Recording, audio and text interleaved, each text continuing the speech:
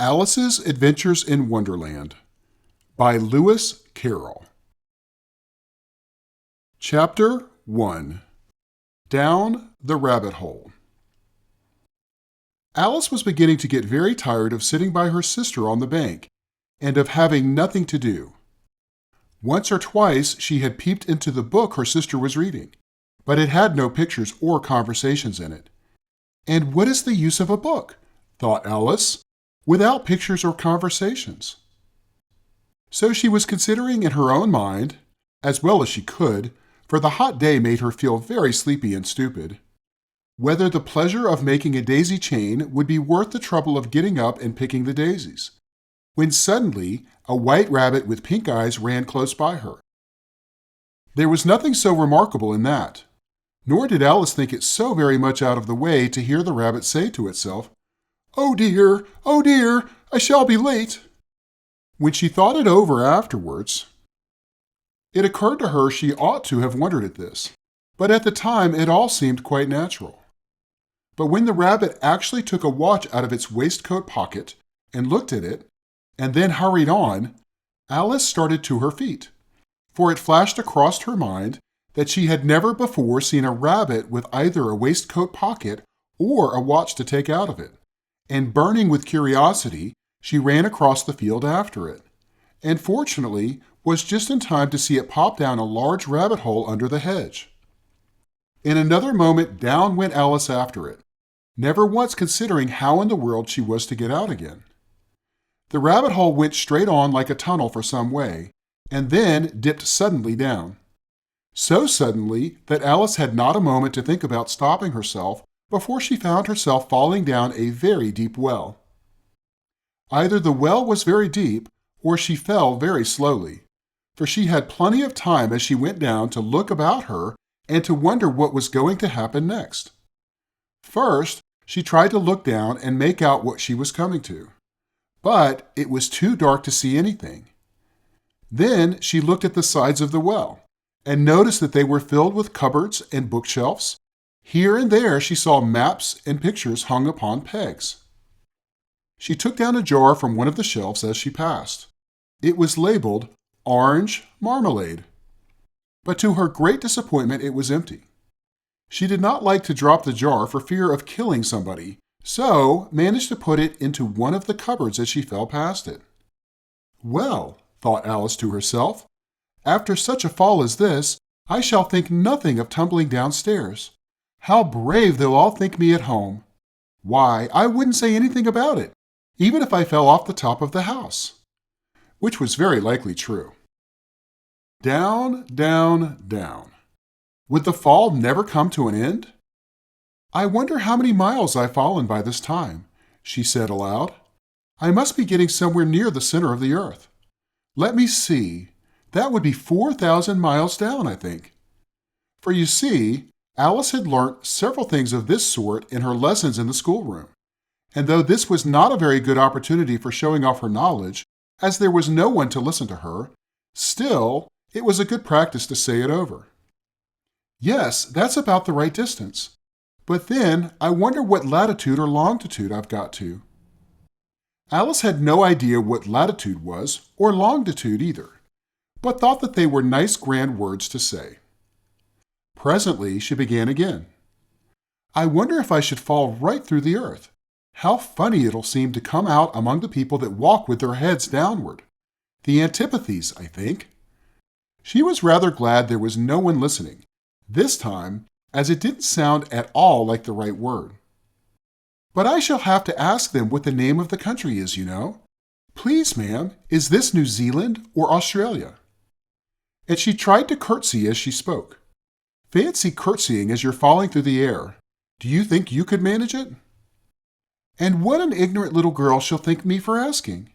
No, it'll never do to ask. Perhaps I shall see it written up somewhere." Down, down, down. There was nothing else to do, so Alice soon began talking again. "Dinah'll miss me very much tonight, I should think." Dinah was the cat. "I hope they'll remember her saucer of milk at tea time.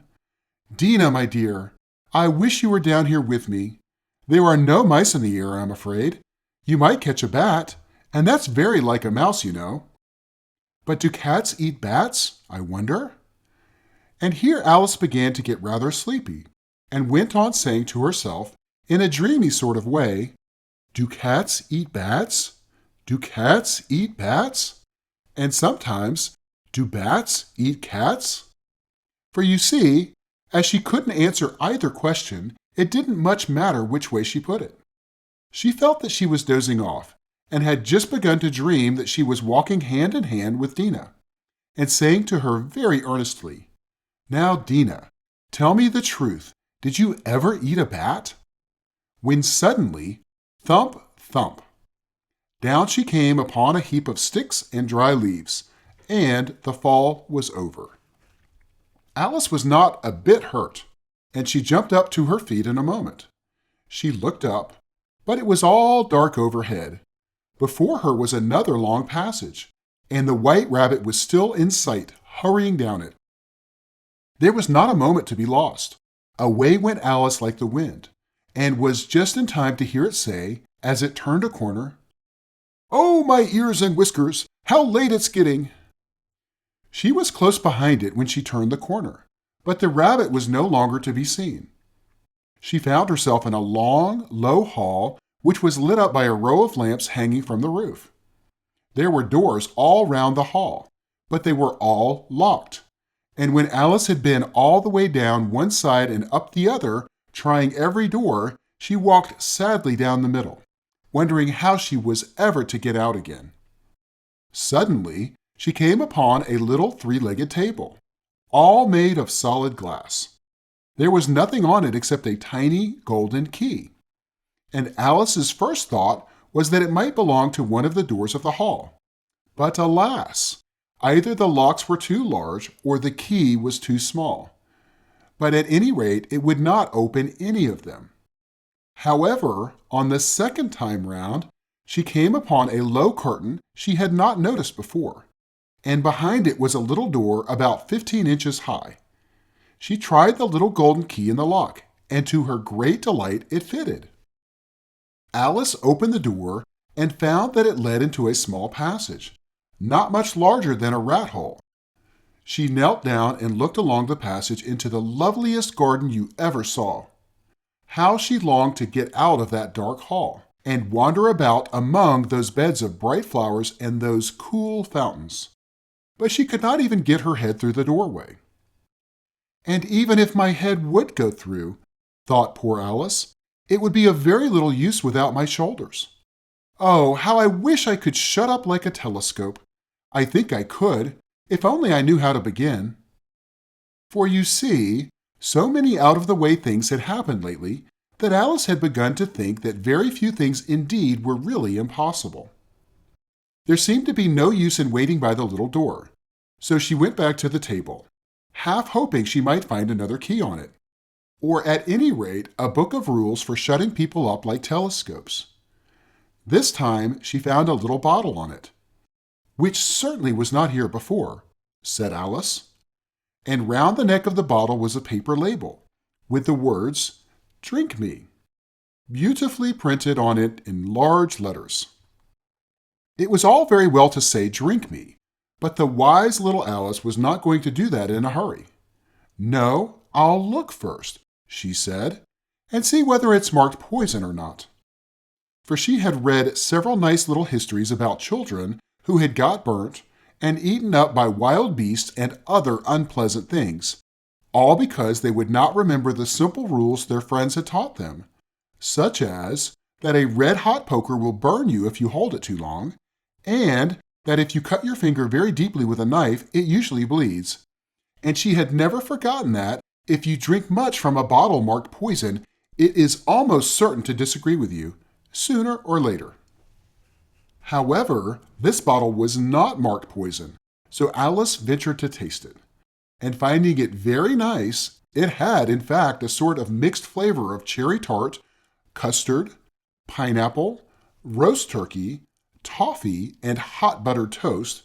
She very soon finished it off. "What a curious feeling," said Alice. "I must be shutting up like a telescope." And so it was indeed. She was now only 10 inches high, and her face brightened up at the thought that she was now the right size for going through the little door into that lovely garden. First, however, she waited for a few minutes to see if she was going to shrink any further. She felt a little nervous about this. For it might end, you know, said Alice to herself, in my going out altogether, like a candle. I wonder what I should be like then. And she tried to fancy what the flame of a candle is like after the candle is blown out, for she could not remember ever having seen such a thing. After a while, finding that nothing more happened, she decided on going into the garden at once. But alas for poor Alice, when she got to the door, she found she had forgotten the little golden key. And when she went back to the table for it, she found she could not possibly reach it. She could see it quite plainly through the glass, and she tried her best to climb up one of the legs of the table, but it was too slippery.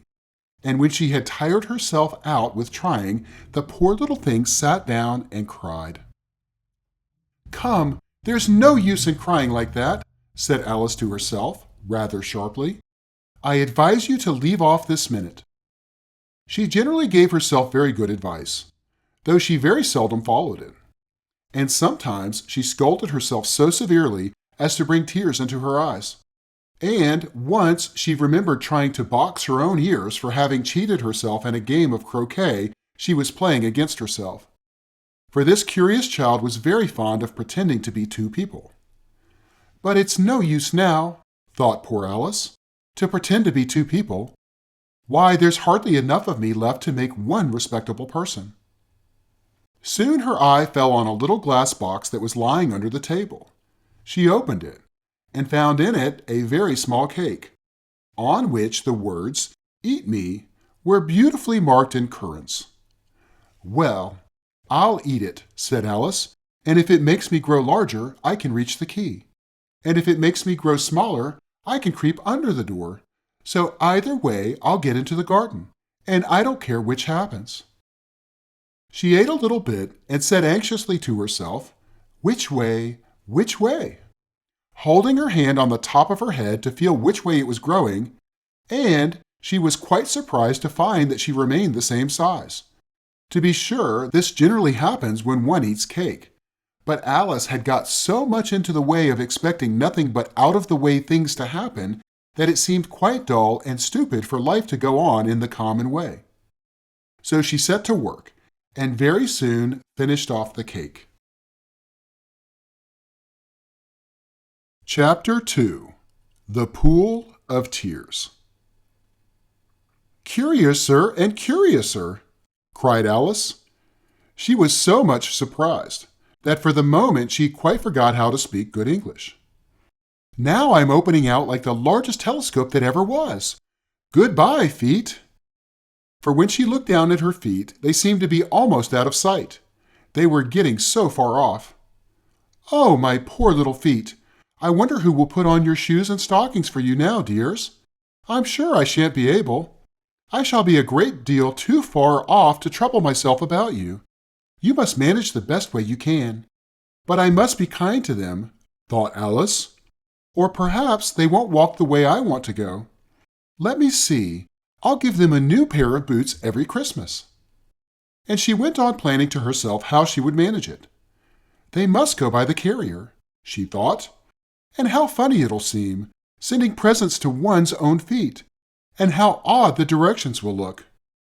Alice's right foot, Esquire, hearthrug, near the fender, with Alice's love.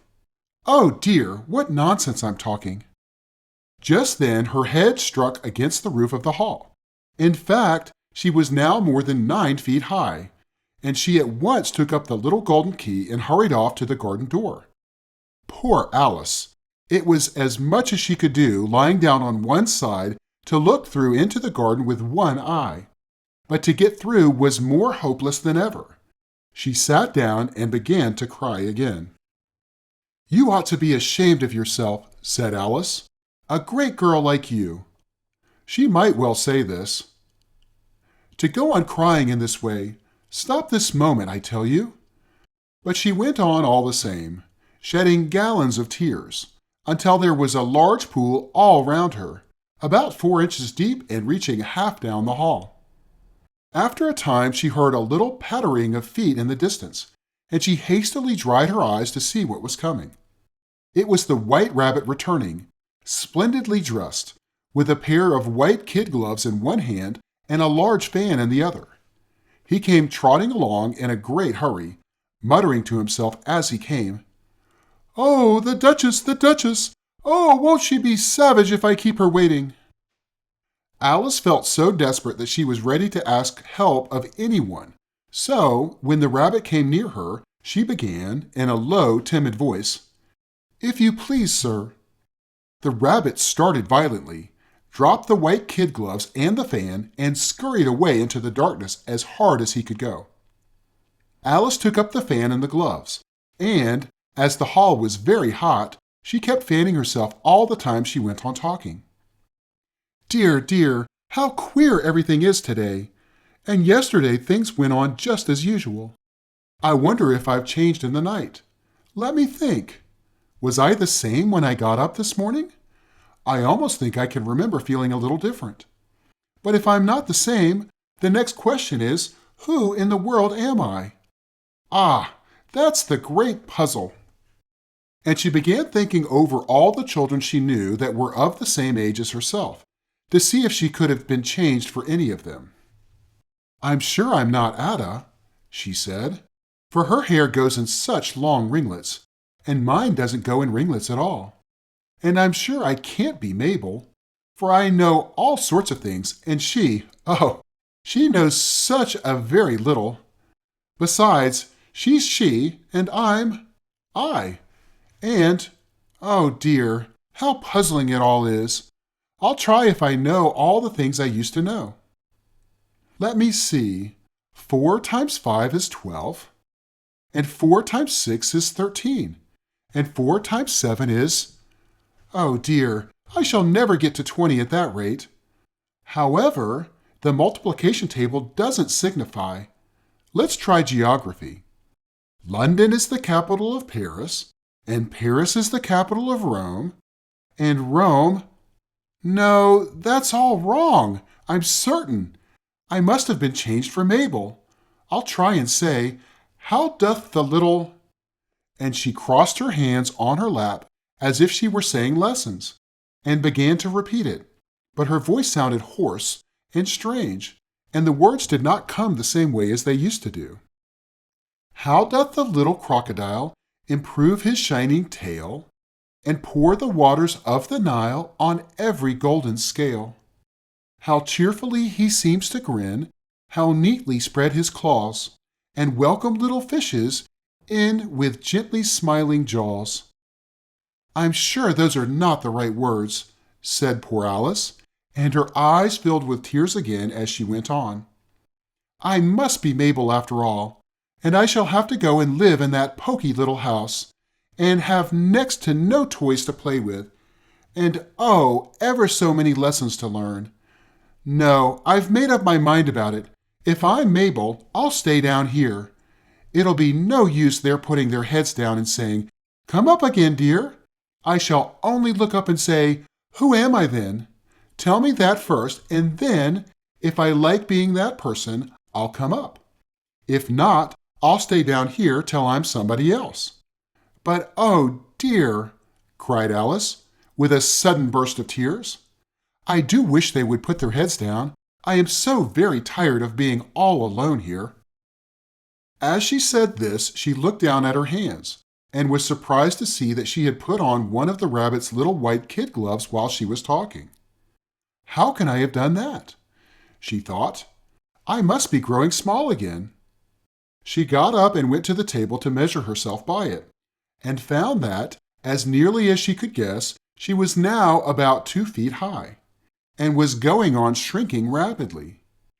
She soon found out that the cause of this was the fan she was holding, and she dropped it hastily, just in time to avoid shrinking away altogether.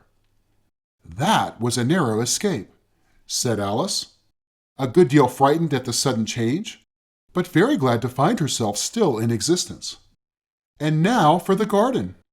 And she ran with all speed back to the little door. But alas, the little door was shut again, and the little golden key was lying on the glass table as before. And things are worse than ever, thought the poor child.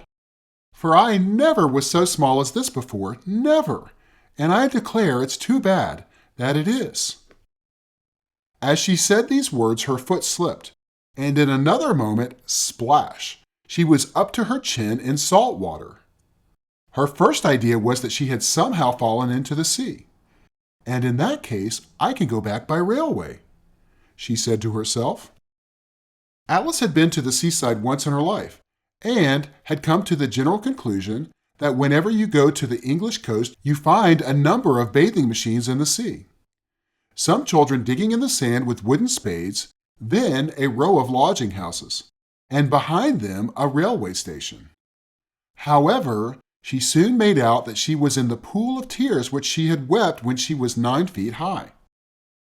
I wish I hadn't cried so much, said Alice, as she swam about, trying to find her way out. I shall be punished for it now, I suppose, by being drowned in my own tears. That will be a queer thing, to be sure. However, everything is queer today. Just then she heard something splashing about in the pool a little way off, and she swam nearer to make out what it was.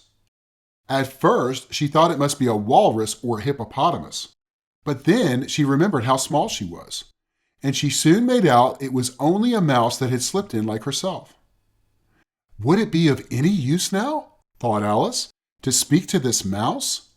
Everything is so out of the way down here that I should think very likely it can talk. At any rate, there's no harm in trying. So she began. Oh, Mouse, do you know the way out of this pool? I am very tired of swimming about here, oh Mouse. Alice thought this must be the right way of speaking to a mouse. She had never done such a thing before, but she remembered having seen in her brother's Latin grammar, a mouse, of a mouse, to a mouse, oh mouse. The mouse looked at her rather inquisitively, and seemed to her to wink with one of its little eyes, but it said nothing. Perhaps it doesn't speak English, thought Alice. I dare say it's a French mouse, come over with William the Conqueror. For with all her knowledge of history, Alice had no very clear notion how long ago anything had happened. So she began again, Où est ma chatte?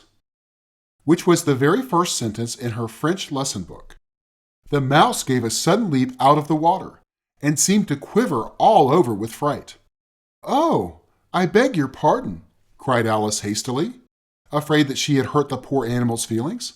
I quite forgot you didn't like cats. Not like cats, cried the mouse in a shrill, passionate voice. Would you like cats if you were me? Well, perhaps not, said Alice in a soothing tone. Don't be angry about it. And yet I wish I could show you our cat Dina. I think you'd take a fancy to cats if you could only see her. She is such a dear, quiet thing. Alice went on, half to herself, as she swam lazily about in the pool. And she sits purring so nicely by the fire, licking her paws and washing her face. And she is such a nice soft thing to nurse. And she's such a capital one for catching mice.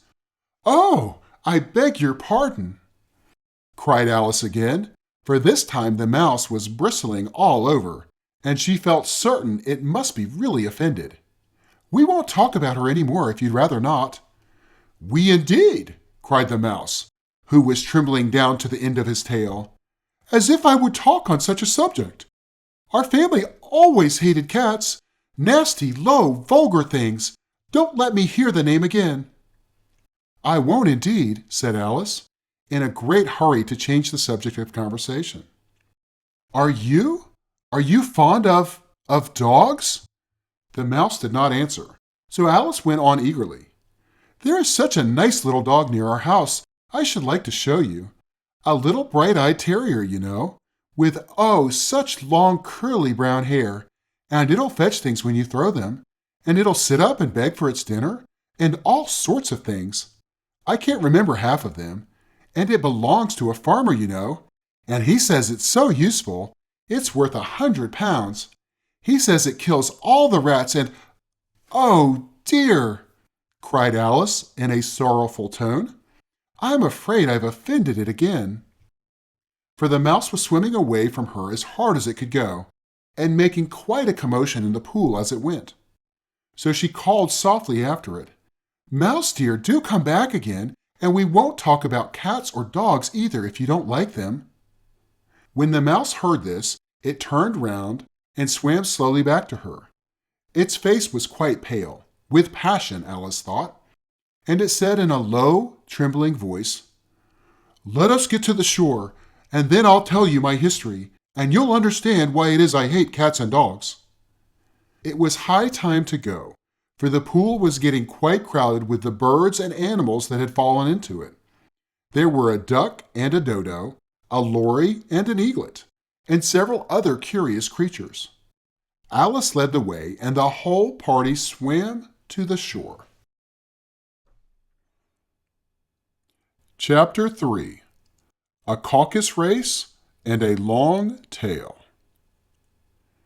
They were indeed a queer-looking party that assembled on the bank. The birds with draggled feathers, the animals with their fur clinging close to them, and all dripping wet, cross, and uncomfortable.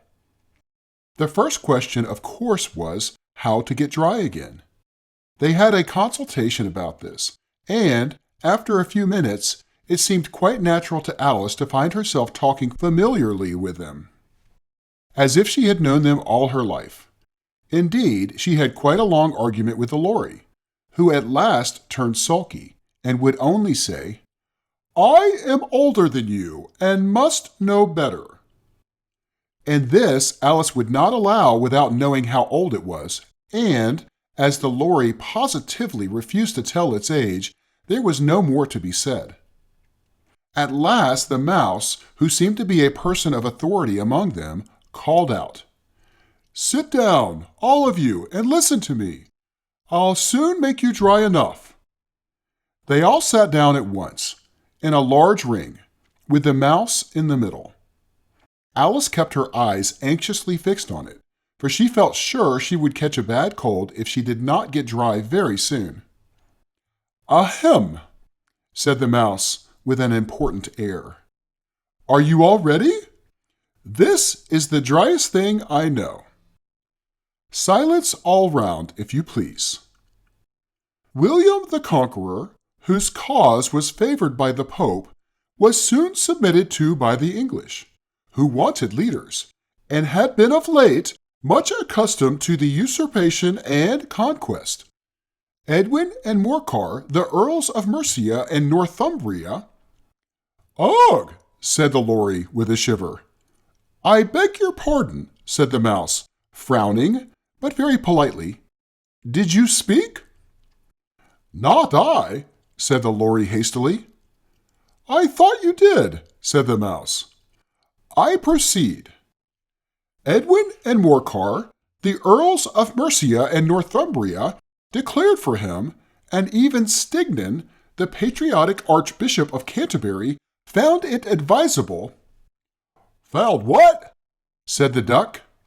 "Found it," the mouse replied rather crossly. "Of course you know what it means." "I know what it means well enough. When I find a thing," said the duck, "it's generally a frog or a worm. The question is, what did the Archbishop find?" The mouse did not notice this question, but hurriedly went on. "Found it advisable to go with Edgar Atheling to meet William and offer him the crown. William's conduct at first was moderate, but the insolence of his Normans— How are you getting on now, my dear?"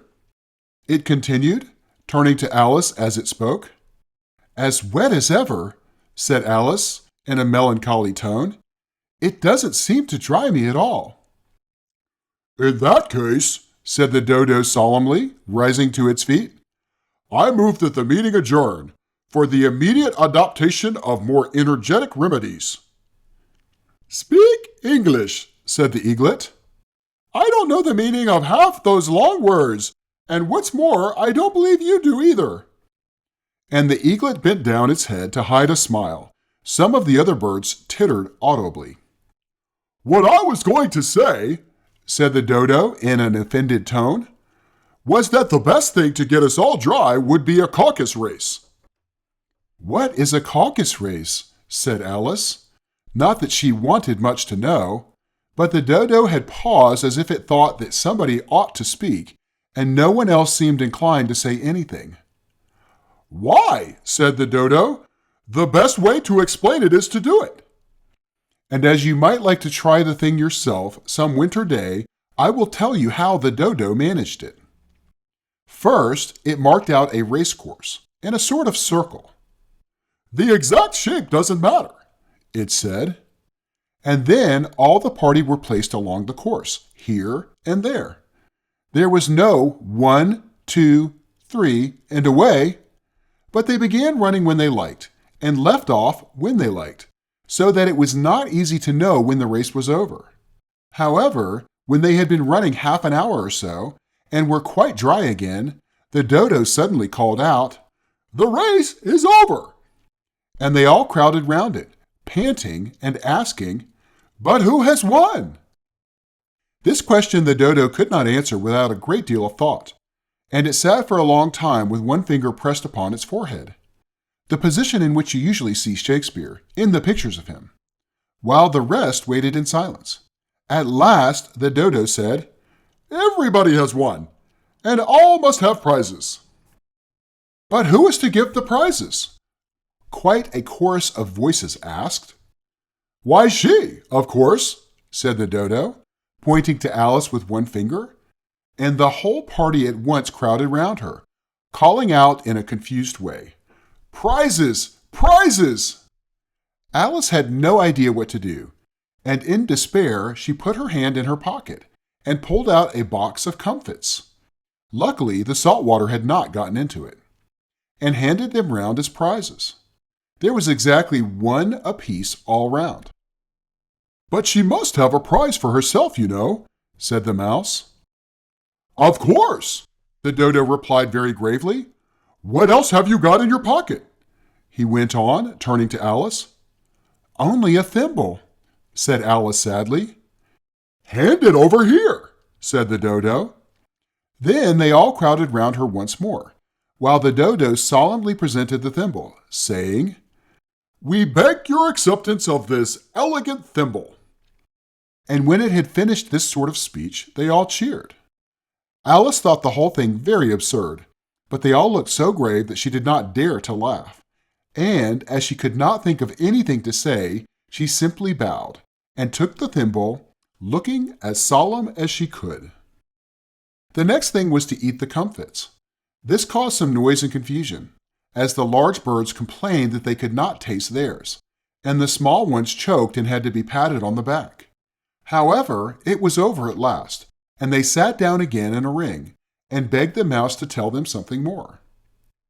"You promised to tell your history, you know," said Alice, "and why it is you hate C and D," she added in a whisper, half afraid that it would be offended again. "Mine is a long and sad tale," said the mouse, turning to Alice and sighing. "It is a long tale, certainly," said Alice, looking down with wonder at the mouse's tail. "But why do you call it sad?" And she kept on puzzling about it while the mouse was speaking, so that her idea of the tale was something like this. "Fury said to a mouse that he met in the house, 'Let us both go to the law, I will prosecute you. Come, I'll take no denial. We must have a trial, for really this morning I've nothing to do.' Said the mouse to the cur, 'Such a trial, dear sir, with no jury or judge, would be wasting our breath.' 'I'll be judge, I'll be jury,' said cunning old Fury. 'I'll try the whole cause, and condemn you to death.' 'You are not attending,' said the mouse to Alice severely. 'What are you thinking of?' 'I beg your pardon,' said Alice very humbly. 'You had got to the fifth bend, I think.' 'I had not!' cried the mouse sharply and very angrily. 'A knot,' said Alice, always ready to make herself useful, and looking anxiously about her. 'Oh, let me help to undo it.' I shall do nothing of the sort, said the mouse, getting up and walking away. You insult me by talking such nonsense. I didn't mean it, pleaded poor Alice, but you're so easily offended, you know. The mouse only growled in reply.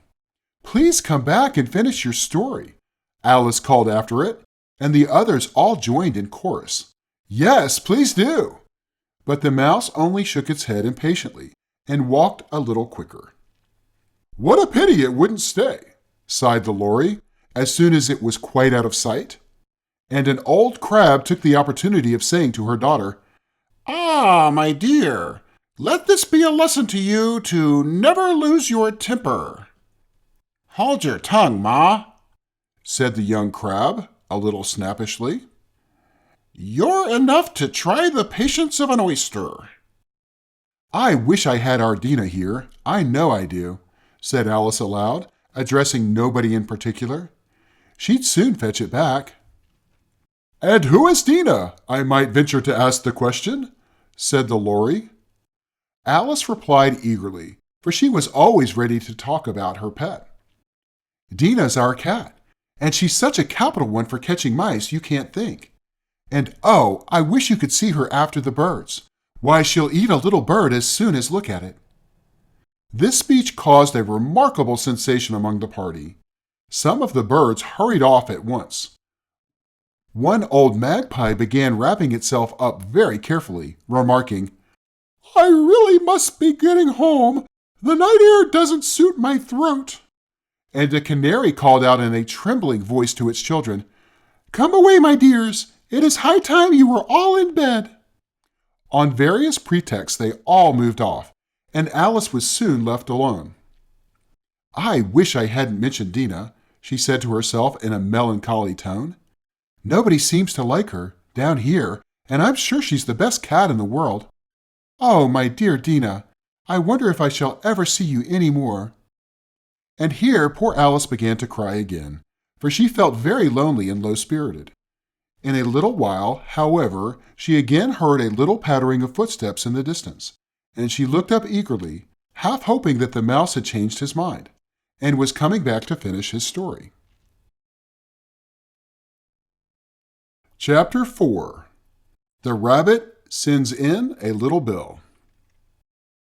It was the White Rabbit, trotting slowly back again and looking anxiously as it went, as if it had lost something, and she heard it muttering to itself, The Duchess, the Duchess! Oh, my dear paws! Oh, my fur and whiskers! She'll get me executed, as sure as ferrets are ferrets! Where can I have dropped them? I wonder! Alice guessed in a moment that it was looking for the fan and the pair of white kid gloves, and she very good-naturedly began hunting about for them, but they were nowhere to be seen. Everything seemed to have changed since her swim in the pool, and the great hall, with the glass table and the little door, had vanished completely. Very soon the rabbit noticed Alice, and she went hunting about, and called out to her in an angry tone, Why, Mary Ann, what are you doing out here? Run home this moment and fetch me a pair of gloves and a fan. Quick now! And Alice was so much frightened that she ran off at once in the direction it pointed to, without trying to explain the mistake it had made. He took me for his housemaid, she said to herself as she ran. How surprised he'll be when he finds out who I am. But I'd better take him his fan and gloves, that is, if I can find them. As she said this, she came upon a neat little house, on the door of which was a bright brass plate with the name W. Rabbit engraved upon it. She went in without knocking, and hurried upstairs, in great fear lest she should meet the real Mary Ann, and be turned out of the house before she had found the fan and gloves. How queer it seems, Alice said to herself, to be going messages for a rabbit. I suppose Dina will be sending me on messages next. And she began fancying the sort of thing that would happen. Miss Alice, come here directly and get ready for your walk. Coming in a minute, nurse, but I've got to see that the mouse doesn't get out. Only I don't think, Alice went on, that they'd let Dina stop in the house if it began ordering people about like that. By this time she had found her way into a tidy little room with a table in the window, and on it, as she had hoped, a fan, and 2 or 3 pairs of tiny white kid gloves. She took up the fan and a pair of the gloves, and was just going to leave the room when her eye fell upon a little bottle that stood near the looking-glass. There was no label this time with the words, "Drink me," but nevertheless, she uncorked it and put it to her lips.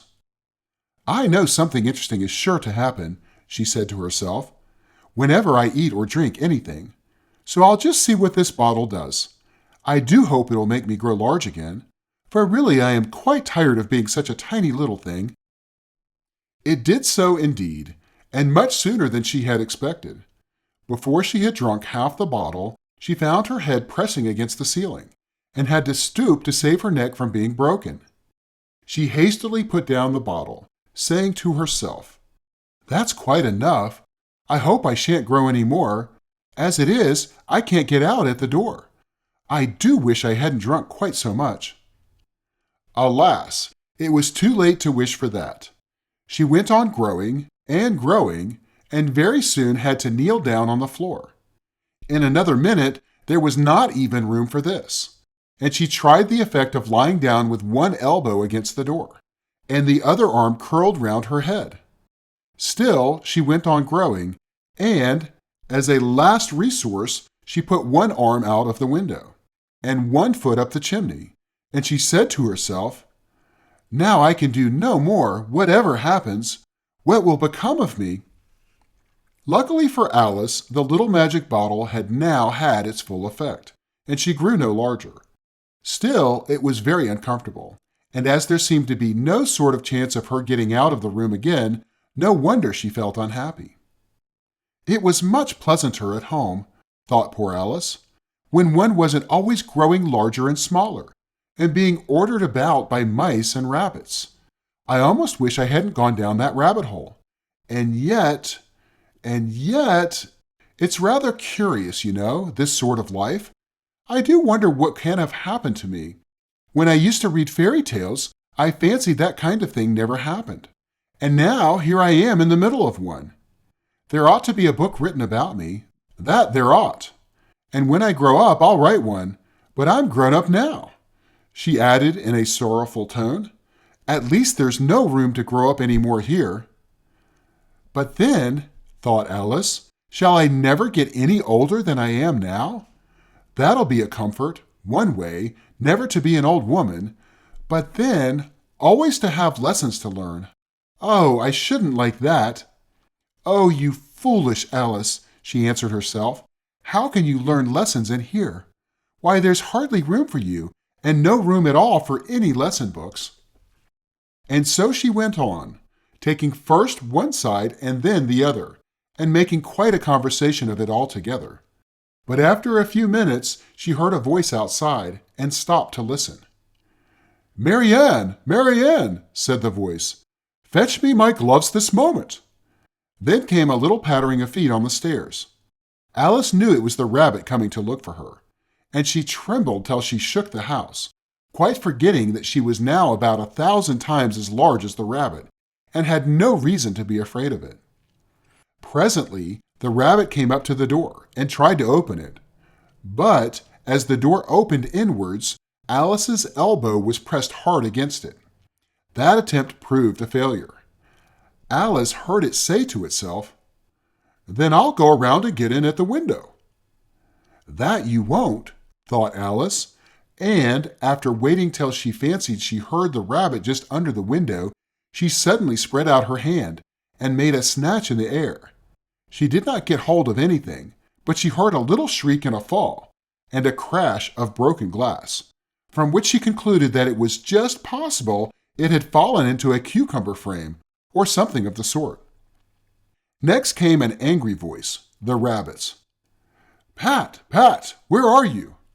And then a voice she had never heard before. "Sure then, I'm here, digging for apples, Your Honor." "Digging for apples, indeed," said the rabbit angrily. "Here, come and help me out of this." Sounds of more broken glass. "Now tell me, Pat, what's that in the window?" "Sure, it's an arm, Your Honor." He pronounced it a rum. "An arm, you goose! Whoever saw one that size? Why, it fills the whole window." "Sure it does, Your Honor, but it's an arm for all that." "Well, it's got no business there. At any rate, go and take it away." There was a long silence after this, and Alice could only hear whispers now and then, such as, "Sure, I don't like it, Your Honor, at all, at all." "Do as I tell you, you coward." And at last she spread out her hand again and made another snatch in the air. This time there were 2 little shrieks, and more sounds of broken glass. "What a number of cucumber frames there must be," thought Alice. "I wonder what they'll do next. As for pulling me out of the window, I only wish they could. I'm sure I don't want to stay in here any longer." She waited for some time without hearing anything more. At last came a rumbling of little cartwheels, and the sound of a good many voices all talking together. She made out the words, "Where's the other ladder? Why, I hadn't to bring but one. Bill's got the other. Bill, fetch it here, lad. Here, put 'em up at this corner. No, tie 'em together first. They don't reach half high enough yet. Oh, they'll do well enough. Don't be particular. Here, Bill, catch hold of this rope. Will the roof bear? Mind that loose slate. Oh, it's coming down, heads below." A loud crash. "Now who did that? It was Bill, I fancy. Who's to go down the chimney? Nay, I shan't. You do it." "That I won't, then." "Bill's to go down. Here, Bill, the master says you're to go down the chimney." "Oh, so Bill's got to come down the chimney, has he?" said Alice to herself. "Shy, they seem to put everything upon Bill.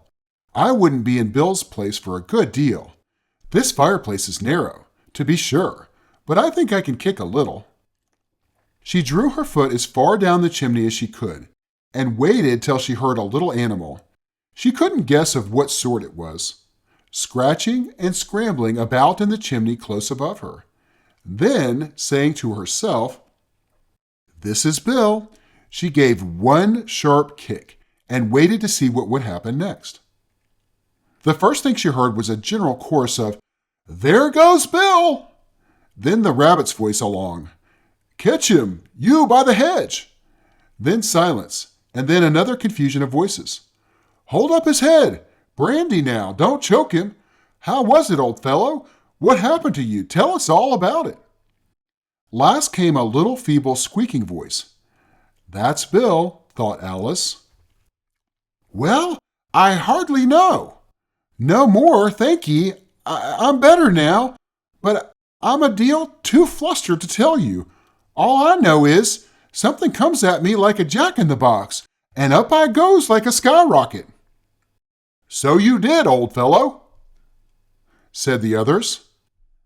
"We must burn the house down," said the rabbit's voice, and Alice called out as loud as she could, "If you do, I'll set Dina at you." There was a dead silence instantly, and Alice thought to herself, "I wonder what they'll do next. If they had any sense, they'd take the roof off." After a minute or two, they began moving about again, and Alice heard the rabbit say, "A barrowful will do, to begin with."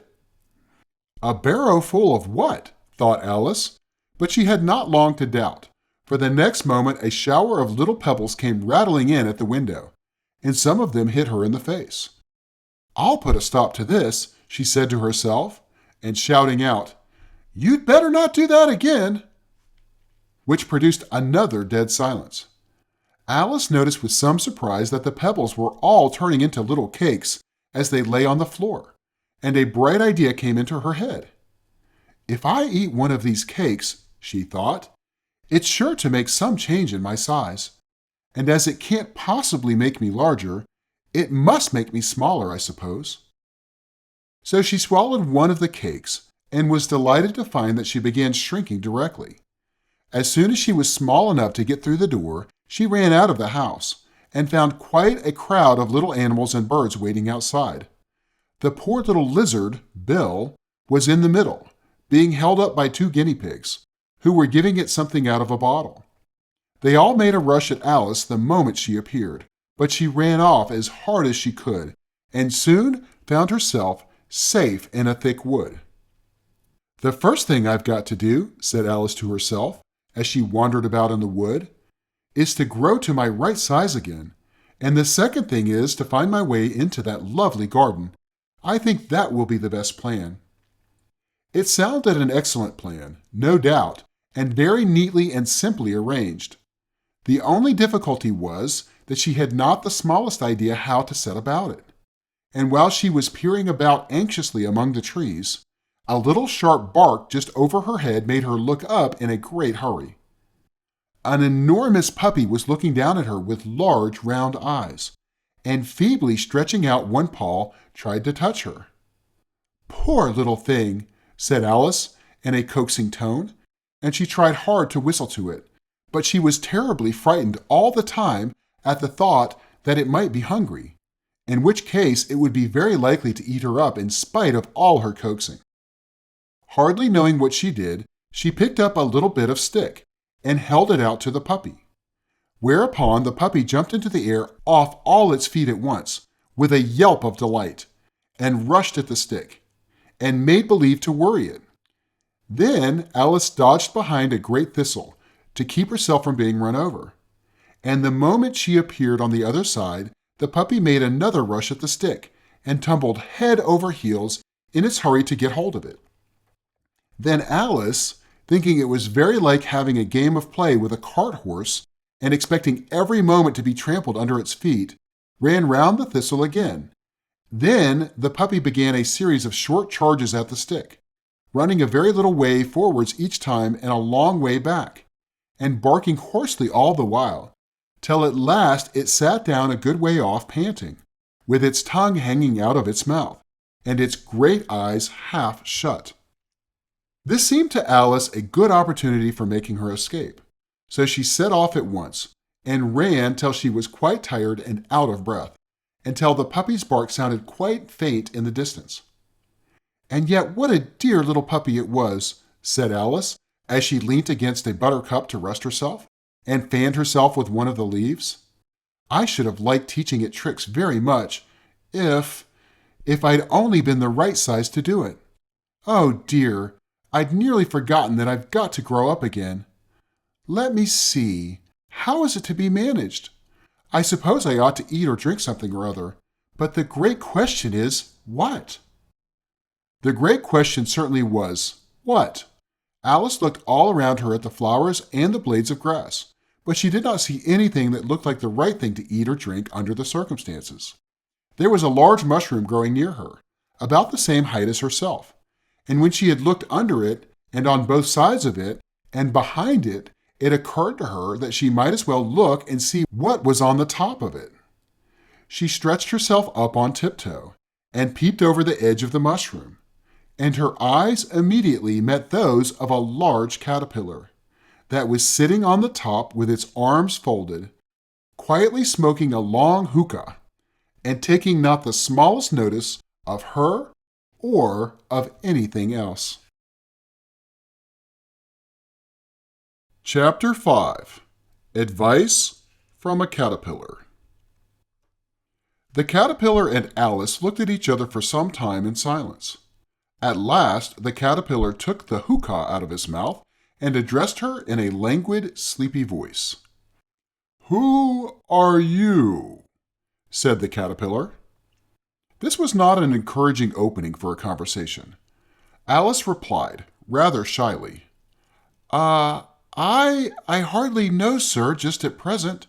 At least I know who I was when I got up this morning, but I think I must have changed several times since then." "What do you mean by that?" said the caterpillar sternly. "Explain yourself." "I can't explain myself, I'm afraid, sir," said Alice, "because I'm not myself, you see." "I don't see," said the caterpillar. "I'm afraid I can't put it more clearly," Alice replied very politely, "for I can't understand it myself to begin with, and being so many different sizes in a day is very confusing." "It isn't?" said the caterpillar. Well, perhaps you haven't found it so yet, said Alice. But when you have to turn into a chrysalis, you will someday, you know. And then, after that, into a butterfly. I should think you'll feel it a little queer, won't you? Not a bit, said the caterpillar. Well, perhaps your feelings may be different, said Alice. All I know is it would feel very queer to me. You, said the caterpillar contemptuously. Who are you? Which brought them back again to the beginning of the conversation. Alice felt a little irritated at the caterpillar's making such very short remarks, and she drew herself up and said, very gravely, I think you ought to tell me who you are first. Why? Said the caterpillar. Here was another puzzling question, and as Alice could not think of any good reason, and as the caterpillar seemed to be in a very unpleasant state of mind, she turned away. Come back, the caterpillar called after her. I've something important to say. This sounded promising, certainly. Alice turned and came back again. Keep your temper, said the caterpillar. Is that all? Said Alice, swallowing down her anger as well as she could. No, said the caterpillar.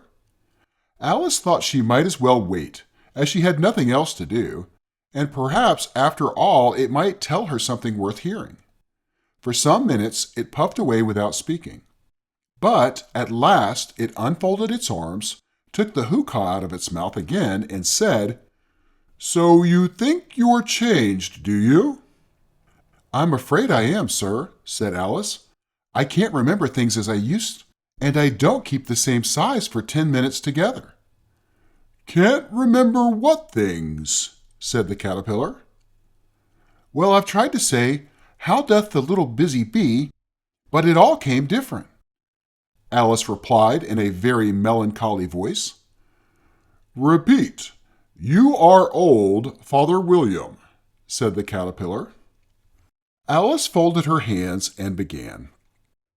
You are old, Father William, the young man said, and your hair has become very white, and yet you incessantly stand on your head. Do you think at your age it is right? In my youth, Father William replied to his son, I feared it might injure the brain.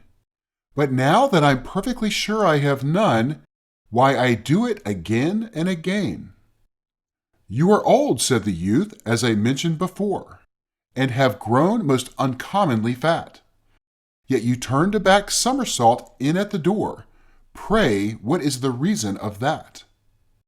In my youth, said the sage, as he shook his gray locks, I kept all my limbs very supple. By the use of this ointment, 1 shilling the box, allow me to sell you a couple? You are old, said the youth, and your jaws are too weak for anything tougher than suet. Yet you finished the goose with the bones and the beak. Pray, how did you manage to do it?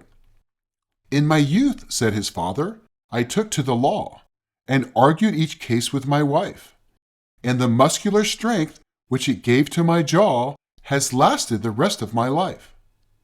You are old, said the youth. One would hardly suppose that your eye was as steady as ever. Yet you balanced an eel on the end of your nose. What made you so awfully clever?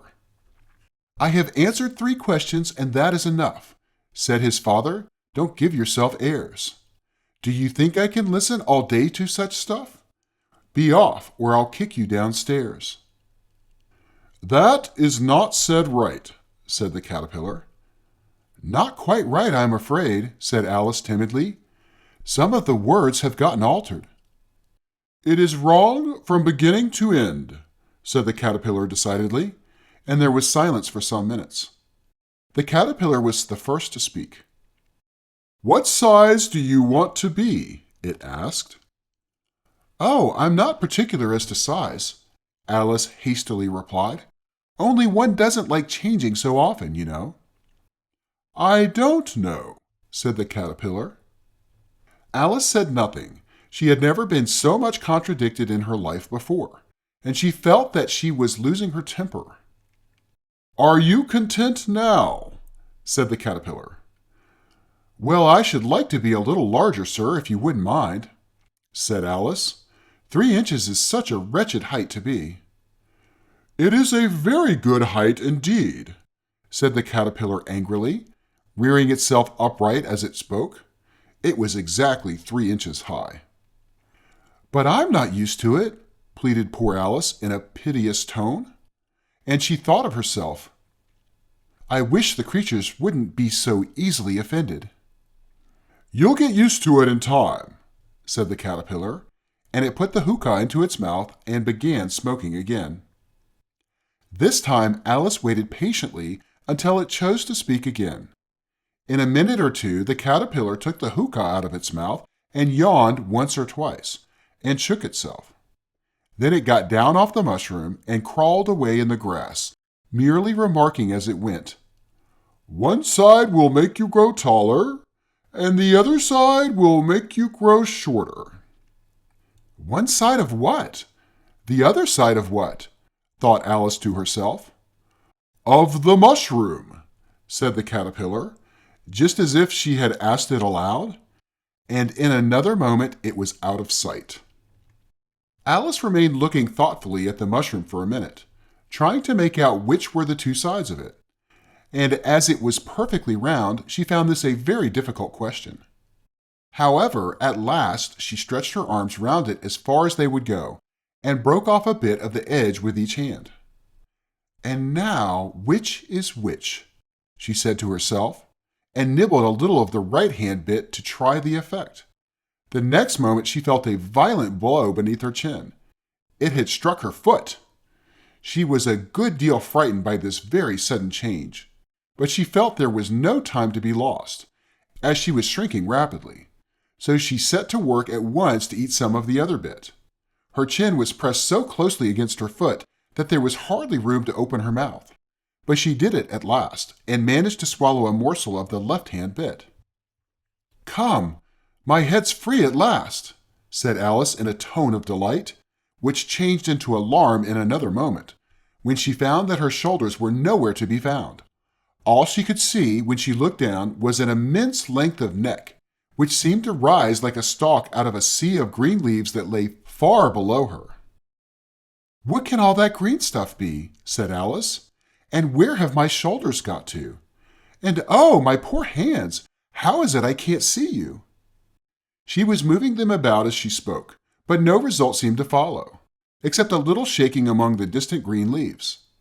As there seemed to be no chance of getting her hands up to her head, she tried to get her head down to them, and was delighted to find that her neck would bend about as easily in any direction, like a serpent. She had just succeeded in curving it down into a graceful zigzag, and was going to dive in among the leaves, which she found to be nothing but the tops of the trees under which she had been wandering, when a sharp hiss made her draw back in a hurry.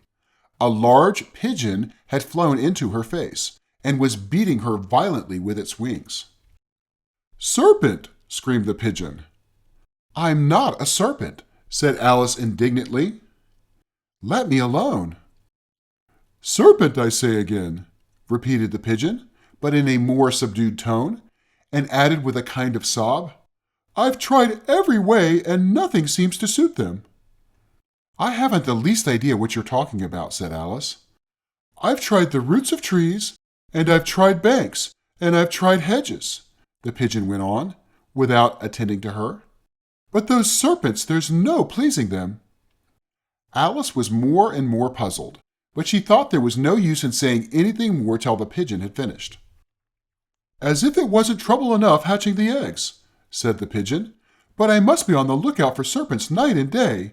Why, I haven't had a wink of sleep these 3 weeks. I'm very sorry you've been annoyed, said Alice, who was beginning to see its meaning.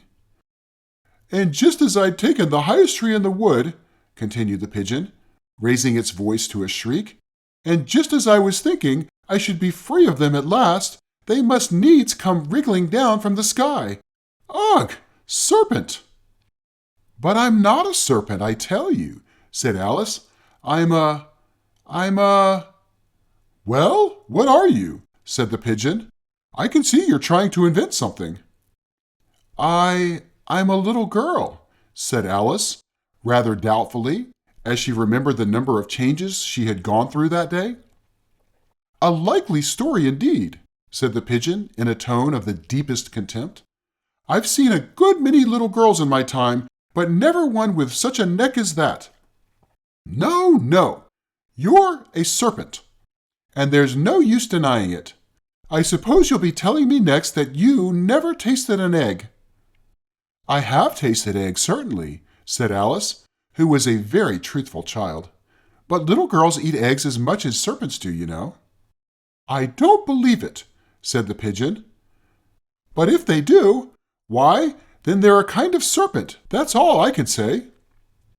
This was such a new idea to Alice that she was quite silent for a minute or two, which gave the pigeon the opportunity of adding, "You're looking for eggs. I know that well enough. And what does it matter to me whether you're a little girl or a serpent?" "It matters a good deal to me," said Alice hastily. "But I'm not looking for eggs, as it happens. And if I was, I shouldn't want yours. I don't like them raw." "Well, be off then," said the pigeon in a sulky tone, as it settled down again into its nest. Alice crouched down among the trees as well as she could, for her neck kept getting entangled among the branches, and every now and then she had to stop and untwist it. After a while, she remembered that she still held the pieces of mushroom in her hands, and she set to work very carefully, nibbling first at one and then at the other, and growing sometimes taller and sometimes shorter, until she had succeeded in bringing herself down to her usual height. It was so long since she had been anything near the right size that it felt quite strange at first. But she got used to it in a few minutes, and began talking to herself as usual. "Come, there's half my plan done now. How puzzling all these changes are. I'm never sure what I'm going to be from one minute to another. However, I've got back to my right size. The next thing is to get into that beautiful garden. How is that to be done, I wonder?" As she said this, she came suddenly upon an open place, with a little house in it about 4 feet high. "Whoever lives there?" thought Alice. "It'll never do to come upon them this size. Why, I should frighten them out of their wits." So she began nibbling at the right-hand bit again, and did not venture to go near the house till she had brought herself down to 9 inches high. Chapter 6. Pig and Pepper. For a minute or two she stood looking at the house, and wondering what to do next, when suddenly a footman in livery came running out of the wood. She considered him to be a footman because he was in livery. Otherwise, judging by his face only, she would have called him a fish, and rapped loudly at the door with his knuckles. It was opened by another footman in livery, with a round face and large eyes like a frog. And both footmen, Alice noticed, had powdered hair that curled all over their heads. She felt very curious to know what it was all about, and crept a little way out of the wood to listen. The fish footman began by producing from under his arm a great letter, nearly as large as himself, and this he handed over to the other, saying, in a solemn tone, "For the Duchess, an invitation from the Queen to play croquet." The frog footman repeated, in the same solemn tone, only changing the order of the words a little, "From the Queen, an invitation for the Duchess to play croquet." Then they both bowed low, and their curls got entangled together. Alice laughed so much at this that she had to run back into the wood for fear of their hearing her, and when she next peeped out, the fish footman was gone, and the other was sitting on the ground near the door, staring stupidly up into the sky. Alice went timidly up to the door and knocked. "There's no sort of use in knocking," said the footman, "and that for 2 reasons. First, because I'm on the same side of the door as you are. Secondly, because they're making such a noise inside that no one could possibly hear you." And certainly there was a most extraordinary noise going on within, a constant howling and sneezing, and every now and then a great crash, as if a dish or a kettle had been broken to pieces. "Please then," said Alice, How am I to get in?" "There might be some sense in your knocking," the footman went on without attending to her, "if we had the door between us. For instance, if you were inside, you might knock, and I could let you out, you know." He was looking up into the sky all the time he was speaking, and this Alice thought decidedly uncivil. "But perhaps he can't help it," she said to herself. "His eyes are so very nearly at the top of his head, but at any rate, he might answer questions. How am I to get in?" she repeated aloud. "I shall sit here," the footman remarked, "till tomorrow." At this moment the door of the house opened, and a large plate came skimming out, straight at the footman's head. It just grazed his nose and broke to pieces against one of the trees behind him. "Or next day, maybe," the footman continued in the same tone, exactly as if nothing had happened. "How am I to get in?" asked Alice again in a louder tone.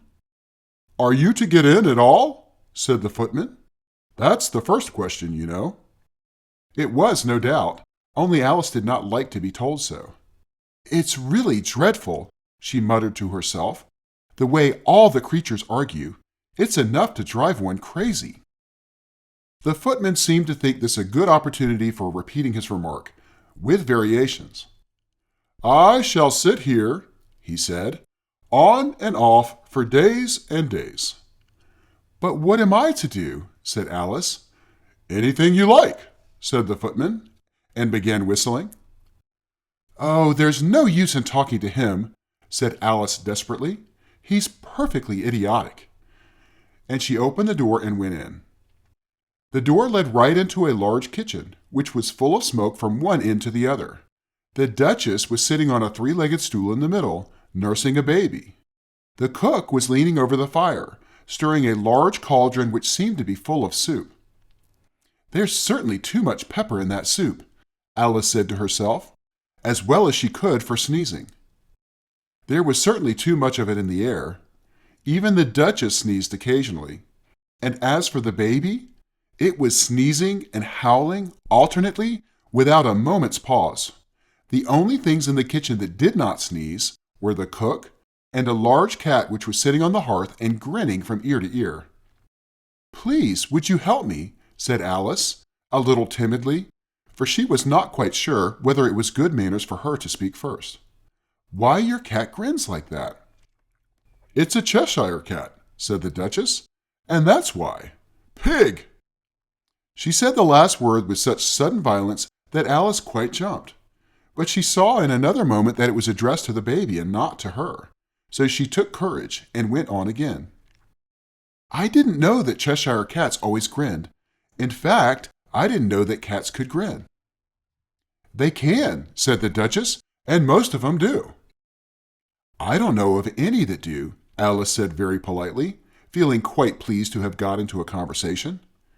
"You don't know much," said the Duchess, "and that's a fact." Alice did not at all like the tone of this remark, and thought it would be as well to introduce some other subject of conversation. While she was trying to fix on one, the cook took the cauldron of soup off the fire, and at once set to work throwing everything within her reach at the Duchess and the baby. The fire irons came first, then followed a shower of saucepans, plates, and dishes. The Duchess took no notice of them even when they hit her, and the baby was howling so much already that it was quite impossible to say whether the blows hurt it or not. "Oh, please, mind what you're doing," cried Alice, jumping up and down in an agony of terror. "Oh, there goes his precious nose," as an unusually large saucepan flew close by it and very nearly carried it off. "If everybody minded their own business," the Duchess said in a hoarse growl, "the world would go round a deal faster than it does." "Which would not be an advantage," said Alice, who felt very glad to get an opportunity of showing off a little of her knowledge. "Just think what it would make of the day and night. You see, the earth takes 24 hours to turn round on its axis." "Talking of axes," said the Duchess, "chop off her head." Alice glanced rather anxiously at the cook to see if she meant to take the hint, but the cook was busily stirring the soup, and seemed not to be listening. So she went on again. 24 hours, I think, or is it 12? Oh, don't bother me, said the Duchess. I could never abide figures. And with that she began nursing her child again, singing a sort of lullaby to it as she did so, and giving it a violent shake at the end of every line. Speak roughly to your little boy, and beat him when he sneezes. He only does it to annoy, because he knows it teases. Chorus, in which the cook and the baby joined. Wow, wow, wow. While the Duchess sang the second verse of the song, she kept tossing the baby violently up and down, and the poor little thing howled so that Alice could hardly hear the words. I speak severely to my boy, I beat him when he sneezes, for he can thoroughly enjoy the pepper when he pleases. Chorus. Wow, wow, wow. Here, you may nurse it a bit if you like, the Duchess said to Alice, flinging the baby at her as she spoke. I must go and get ready to play croquet with the Queen. And she hurried out of the room. The cook threw a frying pan after her as she went out, but it just missed her. Alice caught the baby with some difficulty, as it was a queer-shaped little creature, and held out its arms and legs in all directions. Just like a starfish, thought Alice. The poor little thing was snorting like a steam engine when she caught it, and kept doubling itself up and straightening itself out again, so that altogether, for the first minute or two, it was as much as she could do to hold it. As soon as she had made out the proper way of nursing it, which was to twist it up in sort of a knot, and then keep tight hold of its right ear and left foot so as to prevent its undoing itself, she carried it out into the open air. If I don't take this child away with me, thought Alice, they're sure to kill it in a day or two. Wouldn't it be murder to leave it behind? She said the last words out loud, and the little thing grunted in reply. It had left off sneezing by this time. Don't grunt, said Alice. That's not at all a proper way of expressing yourself. The baby grunted again, and Alice looked very anxiously into its face to see what was the matter with it. There could be no doubt that it had a very turn-up nose, much more like a snout than a real nose. Also, its eyes were getting extremely small for a baby. Altogether, Alice did not like the look of the thing at all. But perhaps it was only sobbing, she thought, and looked into its eyes again to see if there were any tears. There were no tears. If you're going to turn into a pig, my dear, said Alice seriously, I'll have nothing more to do with you. Mind now. The poor little thing sobbed again, or grunted, it was impossible to say which, and they went on for some while in silence. Alice was just beginning to think to herself, now, what am I to do with this creature when I get it home?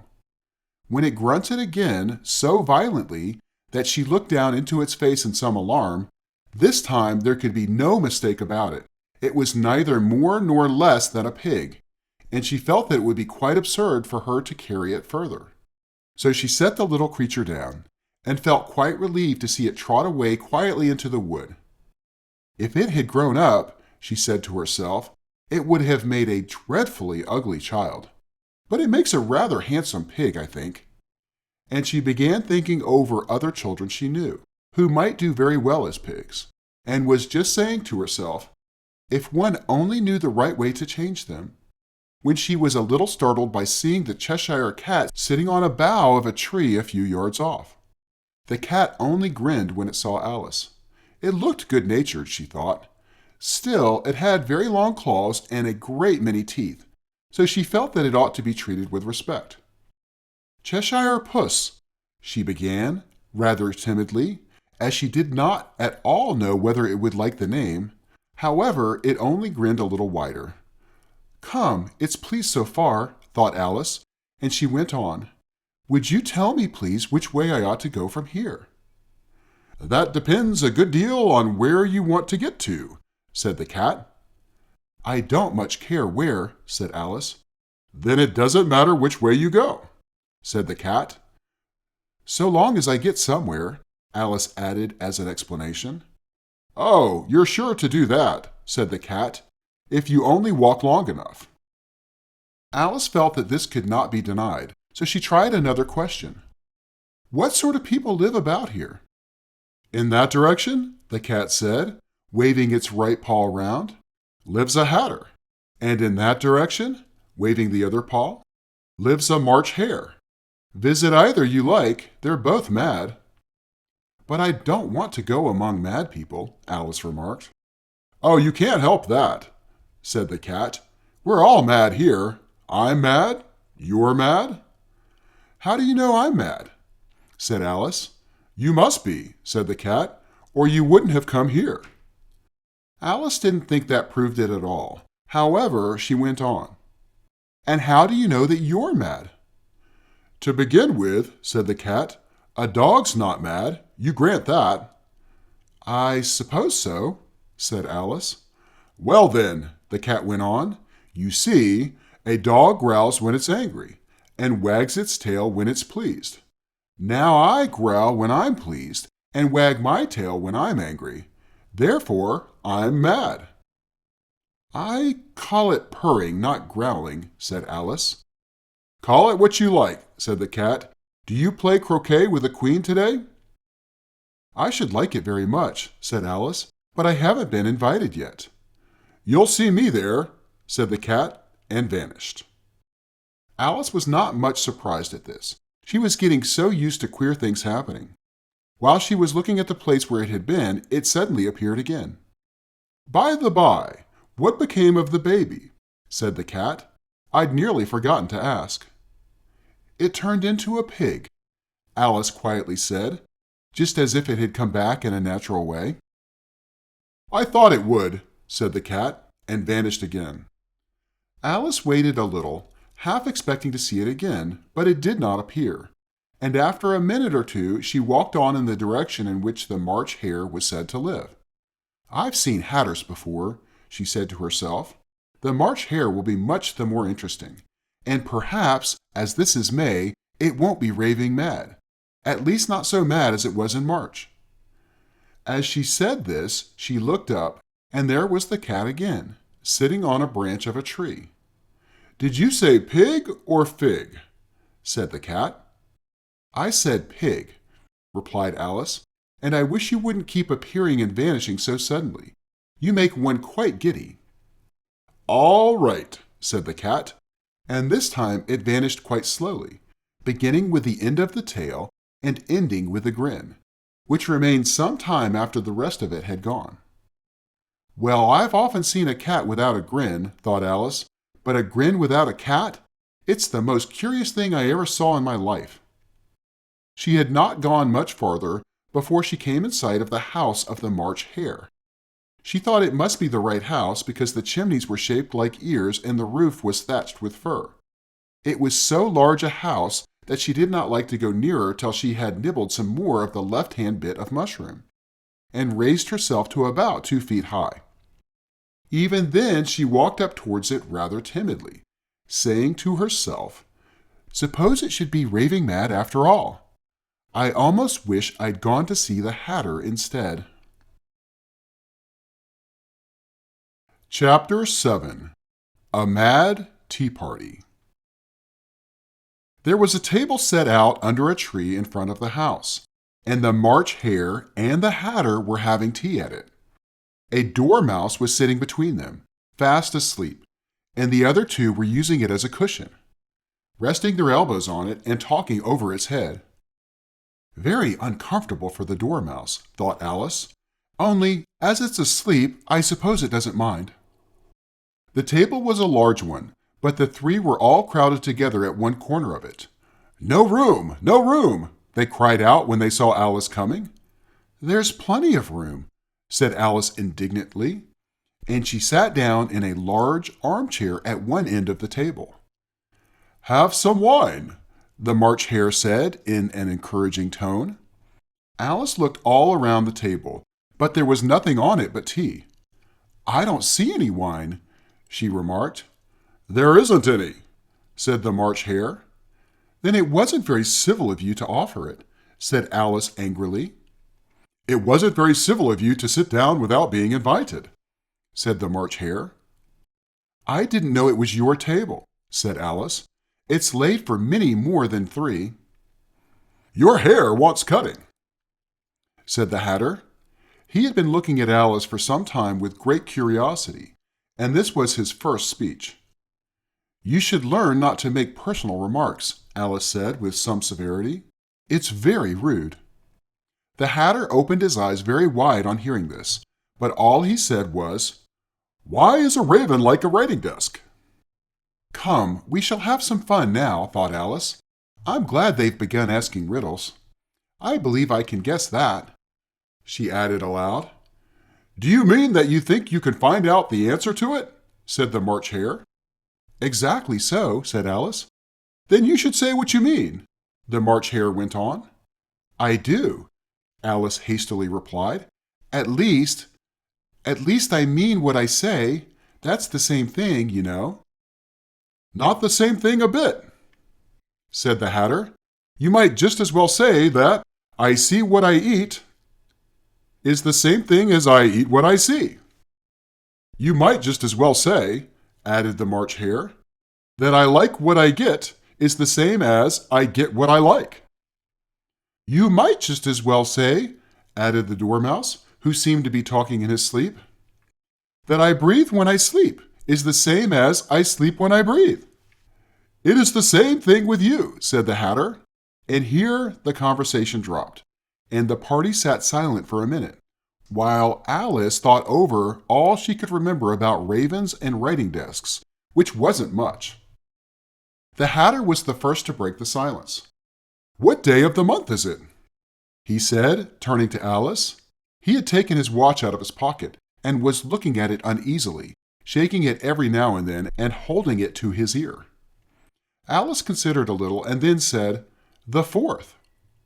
"2 days wrong," sighed the Hatter. "I told you butter wouldn't suit the works," he added, looking angrily at the March Hare. "It was the best butter." The March Hare meekly replied, "Yes, but some crumbs must have got in as well," the Hatter grumbled. "You shouldn't have put it in with the bread knife." The March Hare took the watch and looked at it gloomily. Then he dipped it in his cup of tea and looked at it again. But he could think of nothing better to say than his first remark. "It was the best butter, you know." Alice had been looking over his shoulder with some curiosity. "What a funny watch," she remarked. "It tells the day of the month and doesn't tell what o'clock it is?" "Why should it?" muttered the Hatter. "Does your watch tell you what year it is?" "Of course not," Alice replied very readily. "But that's because it stays the same year for such a long time together." "Which is just the case with mine," said the Hatter. Alice felt dreadfully puzzled. The Hatter's remark seemed to have no sort of meaning in it, and yet it was certainly English. "I don't quite understand you," she said, as politely as she could. "The Dormouse is asleep again," said the Hatter, and he poured a little hot tea upon its nose. The Dormouse shook its head impatiently and said, without opening its eyes, of course, just what I was going to remark myself." "Have you guessed the riddle yet?" the Hatter said, turning to Alice again. "No, I give up," Alice replied. "What's the answer?" "I haven't the slightest idea," said the Hatter. "Nor I," said the March Hare. Alice sighed wearily. "I think you might do something better with the time," she said, "than waste it in asking riddles that have no answers." "If you knew the time as well as I do," said the Hatter, "you wouldn't talk about wasting it. It's him." "I don't know what you mean," said Alice. "Of course you don't," the Hatter said, tossing his head contemptuously. "I dare say you never even spoke to time." "Perhaps not," Alice cautiously replied, "but I know I have to beat time when I learn music." "Ah, that accounts for it," said the Hatter. "He won't stand beating. Now, if you only kept on good terms with him, he'd do almost anything you liked with the clock. For instance, suppose it were 9 o'clock in the morning, just time to begin lessons. You'd only have to whisper a hint to time, and round goes the clock in a twinkling. 1:30, time for dinner."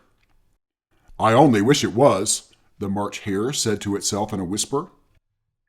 That would be grand, certainly, said Alice thoughtfully. But then I shouldn't be hungry for it, you know. Not at first, perhaps, said the Hatter, but you could keep it to 1:30 as long as you liked. Is that the way you manage? Alice asked. The Hatter shook his head mournfully. Not I, he replied. We quarreled last March, just before he went mad, you know, pointing with his teaspoon at the March Hare. It was at the great concert given by the Queen of Hearts, and I had to sing. Twinkle, twinkle, little bat, how I wonder what you're at. You know the song, perhaps. I've heard something like that, said Alice. It goes on, you know, the Hatter continued, in this way.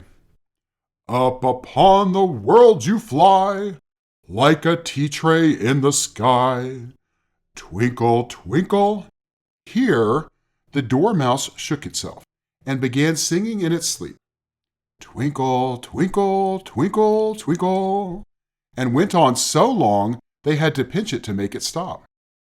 Well, I had hardly finished the first verse, said the Hatter, when the Queen jumped up and bawled out, He's murdering the time! Off with his head! How dreadfully savage! Exclaimed Alice. And ever since that, the Hatter went on in a mournful tone, he won't do a thing I ask.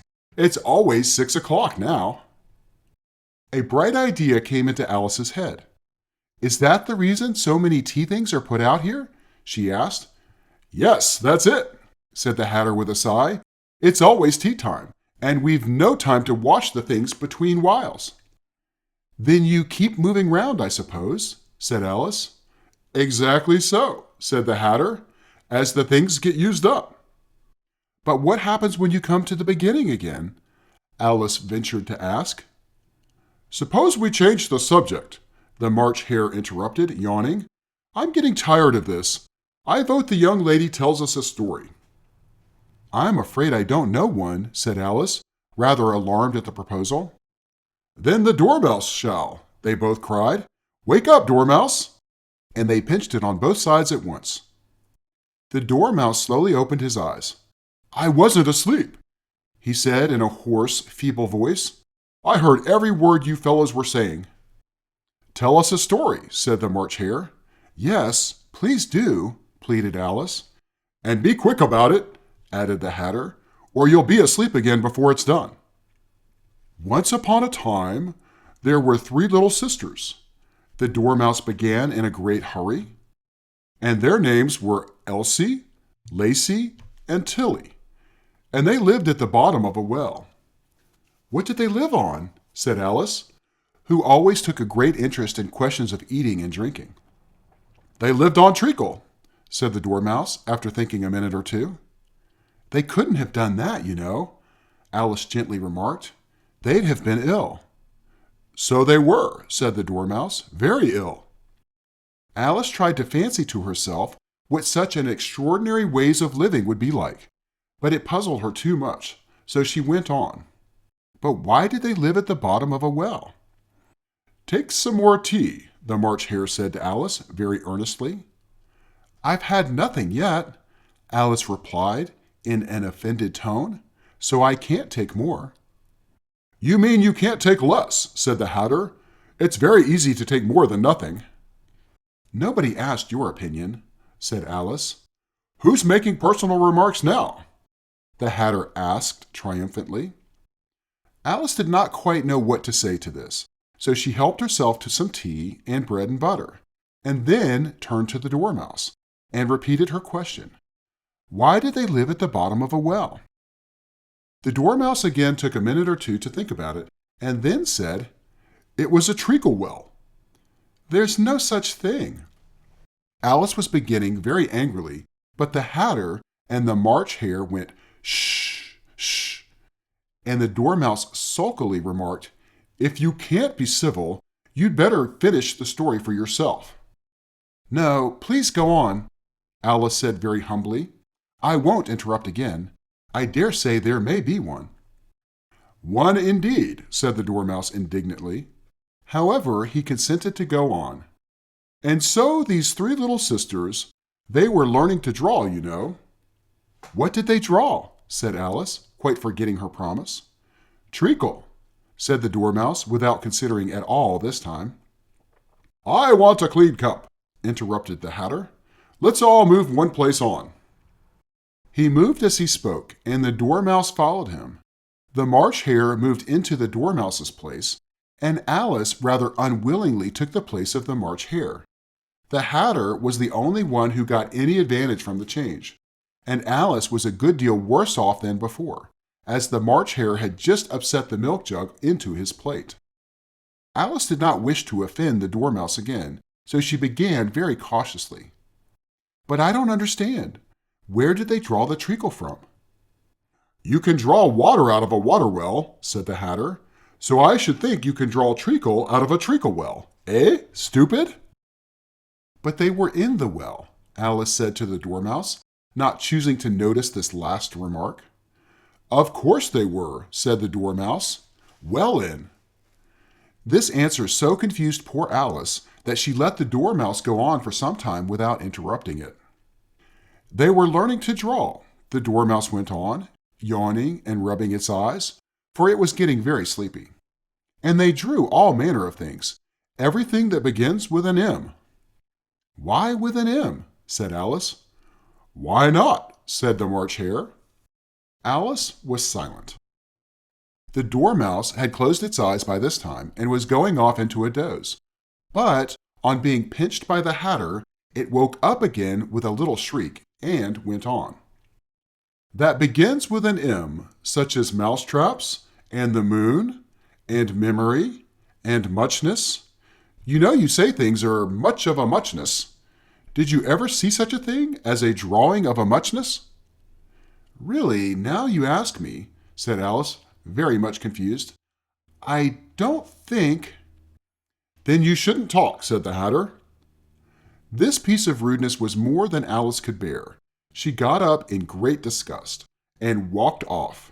The Dormouse fell asleep instantly, and neither of the others took the least notice of her going, though she looked back once or twice, half hoping that they would call after her. The last time she saw them, they were trying to put the Dormouse into the teapot. At any rate, I'll never go there again, said Alice, as she picked her way through the wood. It's the stupidest tea party I ever was at in all my life. Just as she said this, she noticed that one of the trees had a door leading right into it. That's very curious, she thought. But everything's curious today. I think I may as well go in at once. And in she went. Once more she found herself in the long hall, and close to the little glass table. Now I'll manage better this time, she said to herself, and began by taking the little golden key and unlocking the door that led into the garden. Then she went to work nibbling at the mushroom, she had kept a piece of it in her pocket, till she was about a foot high.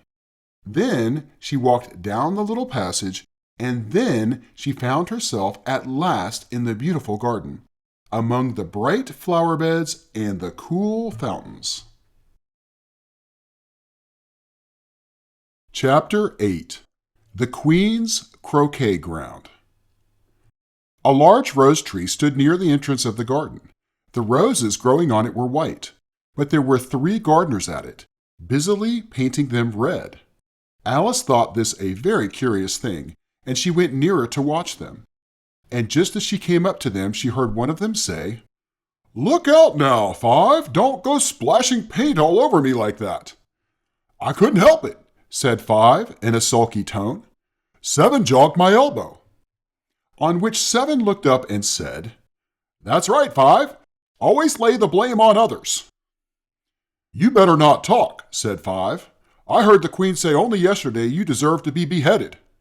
"What for?" said the one who had spoken first.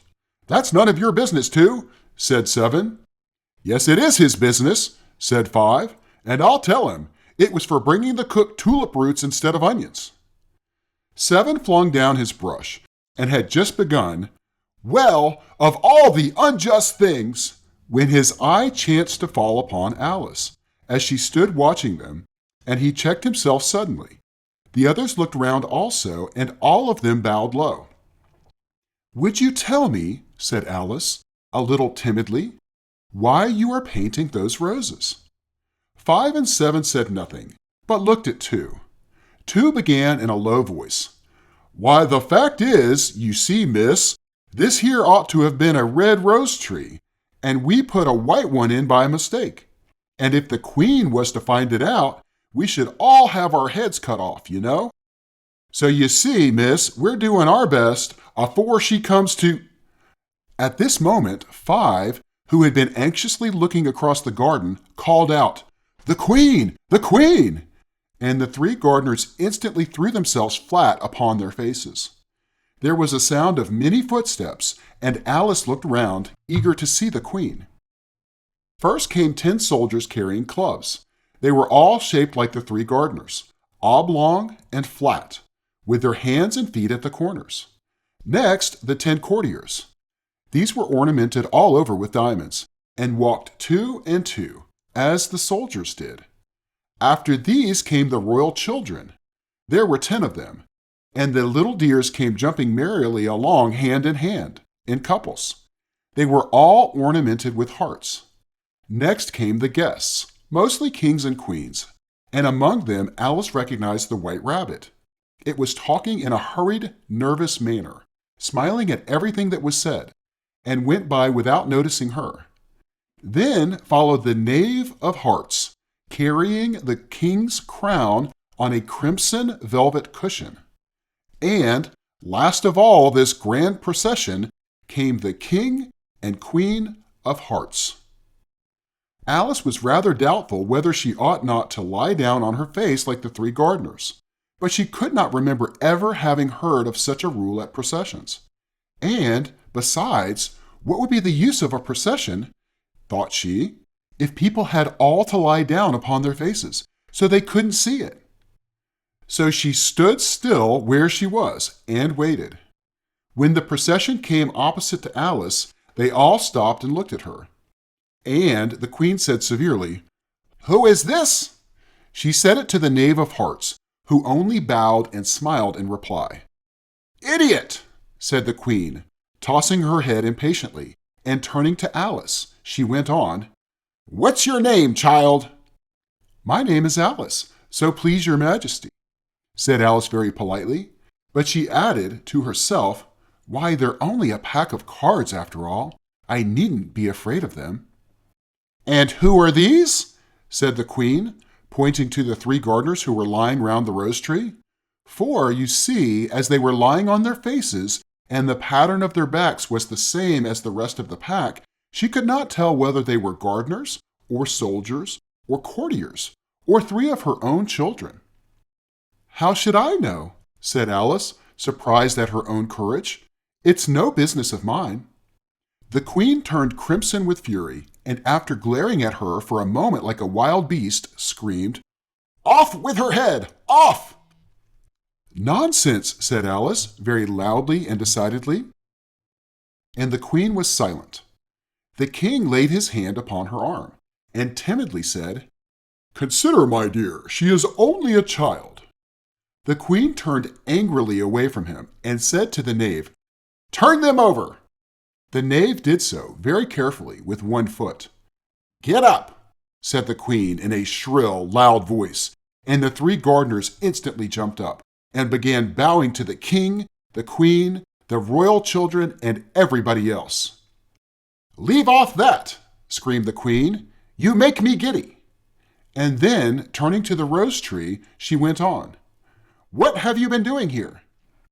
"May it please your majesty," said 2, in a very humble tone, going down on one knee as he spoke, "we were trying—" "I see," said the queen, who had meanwhile been examining the roses. "Off with their heads!" And the procession moved on, 3 of the soldiers remaining behind to execute the unfortunate gardeners, who ran to Alice for protection. "You shan't be beheaded," said Alice, as she put them into a large flower pot that stood near. The 3 soldiers wandered about for a minute or 2, looking for them, and then quietly marched off after the others. "Are their heads off?" shouted the queen. "Their heads are gone, if it please your majesty," the soldiers shouted in reply. "That's right," shouted the queen. "Can you play croquet?" The soldiers were silent and looked at Alice, as the question was evidently meant for her. "Yes," shouted Alice. "Come on, then," roared the queen, and Alice joined the procession, wondering very much what would happen next.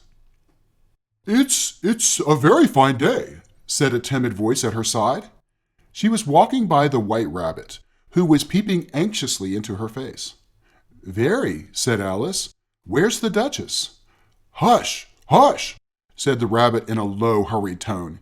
He looked anxiously over his shoulder as he spoke, and then raised himself upon tiptoe, put his mouth close to her ear, and whispered, "She's under sentence of execution." "What for?" said Alice. "Did you say, 'what a pity'?" the rabbit asked. "No, I didn't," said Alice. "I don't think it's at all a pity. I said, 'what for'?" "She boxed the queen's ears," the rabbit began. Alice gave a little scream of laughter. "Oh, hush!" the rabbit whispered in a frightened tone. "The queen will hear you. You see, she came rather late, and the queen said—" "Get to your places!" shouted the queen in a voice of thunder, and people began running about in all directions, tumbling up against each other. However, they got settled down in a minute or two, and the game began. Alice thought she had never seen such a curious croquet ground in her life. It was all ridges and furrows.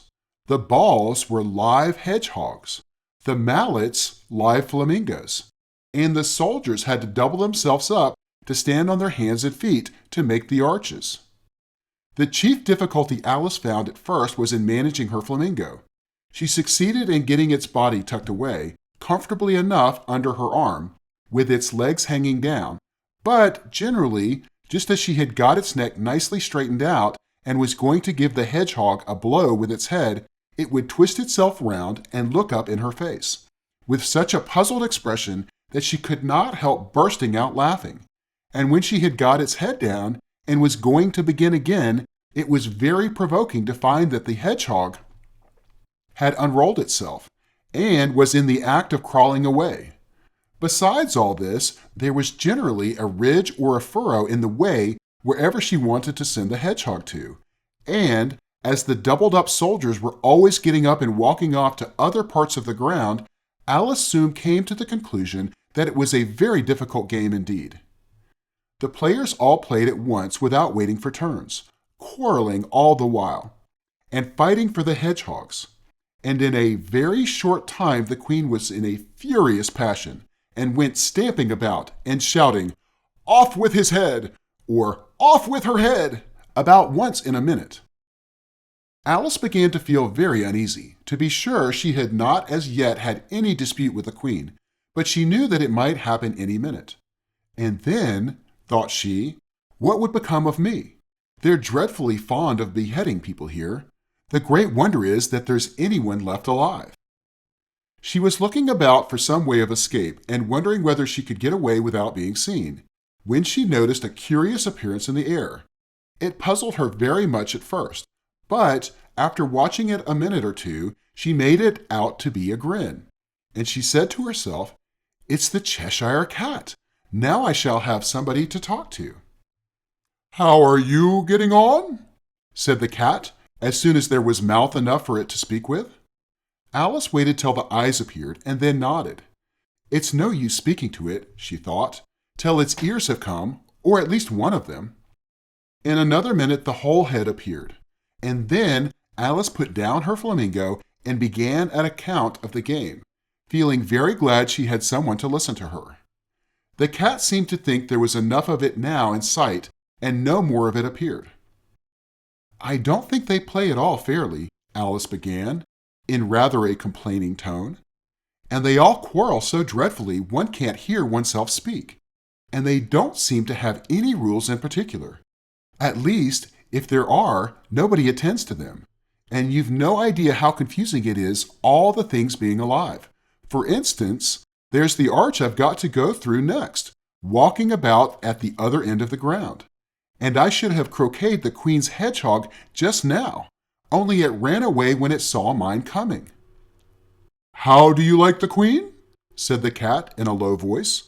Not at all, said Alice. She's so extremely. Just then she noticed that the queen was close behind her, listening. So she went on. Likely to win, that it's hardly worthwhile finishing the game. The queen smiled and passed on. Who are you talking to? Said the king, going up to Alice and looking at the cat's head with great curiosity. It's a friend of mine, a Cheshire cat, said Alice. Allow me to introduce it. I don't like the look of it at all, said the king. However, it may kiss my hand if it likes. I'd rather not, the cat remarked. Don't be impertinent, said the king, and don't look at me like that. He got behind Alice as he spoke. A cat may look at a king, said Alice. I've read that in some book, but I don't remember where. Well, it must be removed, said the king very decidedly, and he called the queen, who was passing at the moment. My dear, I wish you would have this cat removed. The queen had only one way of settling all difficulties, great or small. Off with his head, she said, without even looking round. I'll fetch the executioner myself, said the king eagerly, and he hurried off. Alice thought she might as well go back and see how the game was going on, as she heard the queen's voice in the distance screaming with passion. She had already heard her sentence 3 of the players to be executed for having missed their turns, and she did not like the look of things at all, as the game was in such confusion that she never knew whether it was her turn or not. So she went in search of her hedgehog. The hedgehog was engaged in a fight with another hedgehog, which seemed to Alice an excellent opportunity for croqueting one of them with the other. The only difficulty was that her flamingo was gone across to the other side of the garden, where Alice could see it trying in a helpless sort of way to fly up into a tree. By the time she had caught the flamingo and brought it back, the fight was over, and both the hedgehogs were out of sight. But it doesn't matter much, thought Alice, as all the arches are gone from this side of the ground. So she tucked it away under her arm, that it might not escape again, and went back for a little more conversation with her friend. When she got back to the Cheshire Cat, she was surprised to find a large crowd collected round it.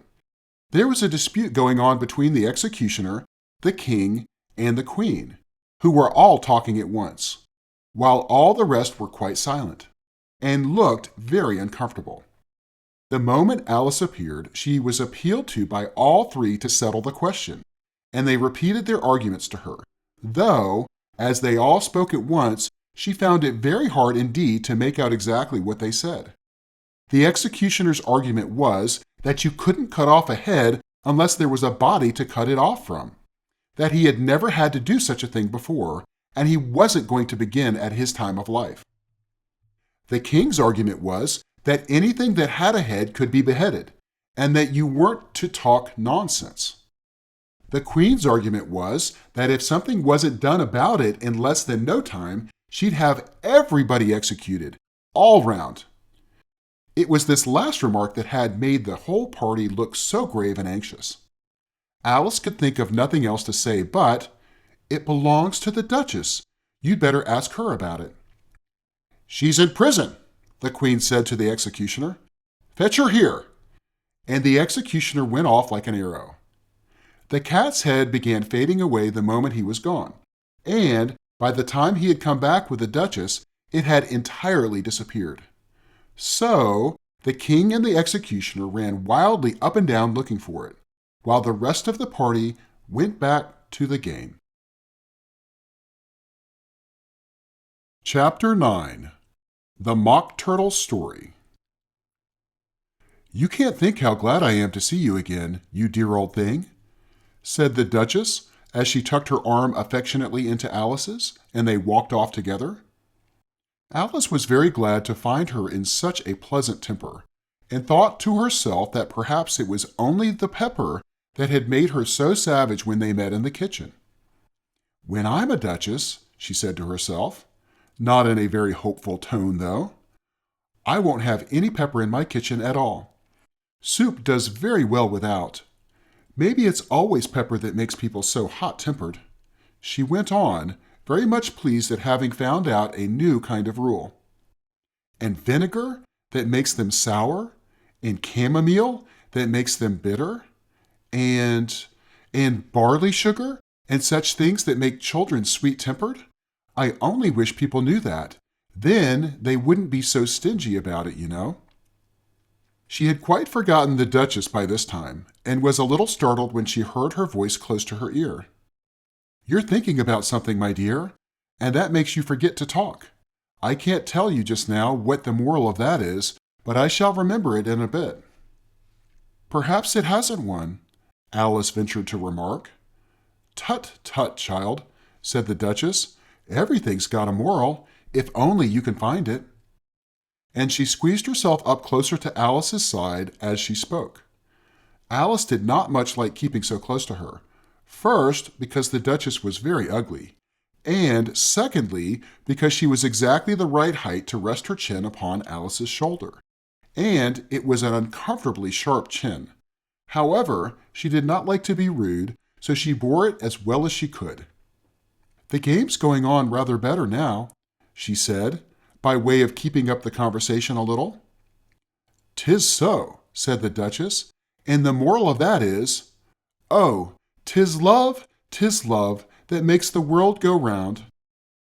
"Somebody said," Alice whispered, "that it's done by everybody minding their own business." "Ah, well, it means much the same thing," said the Duchess, digging her sharp little chin into Alice's shoulder as she added. "And the moral of that is, take care of the sense, and the sounds will take care of themselves." How fond she is of finding morals in things, Alice thought to herself. "I dare say you're wondering why I don't put my arm round your waist," the Duchess said after a pause. "The reason is that I am doubtful about the temper of your flamingo. Shall I try the experiment?" "He might bite," Alice cautiously replied, not feeling at all anxious to have the experiment tried. "Very true," said the Duchess. "Flamingos and mustard both bite, and the moral of that is, birds of a feather flock together." "Only mustard isn't a bird," Alice remarked. "Right as usual," said the Duchess. "What a clear way you have of putting things." "It's a mineral, I think," said Alice. "Of course it is," said the Duchess, who seemed ready to agree to everything that Alice said. "There's a large mustard mine near here, and the moral of that is, the more there is of mine, the less there is of yours." "Oh, I know," exclaimed Alice, who had not attended to this last remark. "It's a vegetable. It doesn't quite look like one, but it is." "I quite agree with you," said the Duchess. "And the moral of that is, be what you would seem to be, or, if you'd like to put it more simply, never imagine yourself not to be otherwise than what it might appear to others that what you were or might have been was not otherwise than what you had been when you appeared to them to be otherwise." "I think I should understand that better," Alice said very politely, "if I had written it down. But I can't quite follow it as you say it." "That's nothing to what I could say if I chose," the Duchess replied in a pleased tone. "Pray, don't trouble yourself to say it any longer than that," said Alice. "Oh, don't talk about trouble," said the Duchess. "I make you a present of everything I've said as yet." "A cheap sort of present," thought Alice. "I'm glad they don't give birthday presents like that." But she did not venture to say it out loud. "Thinking again?" the Duchess asked, with another dig of her sharp little chin. "I've a right to think," said Alice sharply, for she was beginning to feel a little worried. "Just about as much right," said the Duchess, "as pigs have to fly, and But here, to Alice's great surprise, the Duchess's voice died away, even in the middle of her favorite word moral, and the arm that was linked into hers began to tremble. Alice looked up, and there stood the Queen in front of them, with her arms folded, frowning like a thunderstorm. "A fine day, Your Majesty," the Duchess began in a low, weak voice. "Now I give you fair warning," shouted the Queen, stamping on the ground as she spoke. "Either you or your head must be off, and that in about half no time. Take your choice." The Duchess took her choice and was gone in a moment. "Let's go on with the game," the Queen said to Alice, and Alice was too much frightened to say a word, but slowly followed her back to the croquet ground. The other guests had taken advantage of the Queen's absence and were resting in the shade. However, the moment they saw her, they hurried back to the game, the Queen merely remarking that a moment's delay would cost them their lives. All the time they were playing, the Queen never left off quarreling with the other players and shouting, "Off with his head!" or "Off with her head!" Those whom she sentenced were taken into custody by the soldiers, who of course had to leave off being arches to do this, so that by the end of half an hour or so there were no arches left, and all the players except the King, the Queen, and Alice were in custody and under sentence of execution. Then the Queen left off, quite out of breath, and said to Alice, "Have you seen the Mock Turtle yet?" "No," said Alice. "I don't even know what a mock turtle is." "It's the thing mock turtle soup is made from," said the Queen. "I never saw one, or heard one," said Alice. "Come on, then," said the Queen, "and he shall tell you his history." As they walked off together, Alice heard the King say in a low voice to the company generally, "You are all pardoned." "Come, that's a good thing," she said to herself, for she had felt quite unhappy at the number of executions the Queen had ordered. They very soon came upon a griffin, lying fast asleep in the sun. If you don't know what a griffin is, look at the picture. "Up, lazy thing," said the Queen, "and take this young lady to see the Mock Turtle, and to hear his history. I must go back and see after some executions I have ordered." And she walked off, leaving Alice alone with the griffin. Alice did not quite like the look of the creature, but on the whole, she thought it would be quite as safe to stay with it as to go after that savage Queen. So she waited. The griffin sat up and rubbed its eyes. Then it watched the Queen till she was out of sight. Then it chuckled. "What fun!" said the griffin, half to itself, half to Alice. "What is the fun?" said Alice. "Why, she," said the griffin. "It's all her fancy, that. They never executes nobody, you know. Come on." "Everybody says come on here," thought Alice, as she went slowly after it. "I never was so ordered about in all my life. Never." They had not gone far before they saw the Mock Turtle in the distance, sitting sad and lonely on a little ledge of rock, and as they came nearer, Alice could hear him sighing as if his heart would break. She pitied him deeply. "What is his sorrow?" she asked the griffin, and the griffin answered, very nearly in the same words as before, "It's all his fancy, that. He hasn't got no sorrow, you know. Come on." So they went up to the Mock Turtle, who looked at them with large eyes full of tears, but said nothing. "This here young lady," said the griffin, "she wants to know your history. She do." "I'll tell it to her," said the Mock Turtle in a deep, hollow tone. "Sit down, both of you, and don't speak a word till I've finished." So they sat down, and nobody spoke for some minutes. Alice thought to herself, "I don't see how he can ever finish if he doesn't begin," but she waited patiently.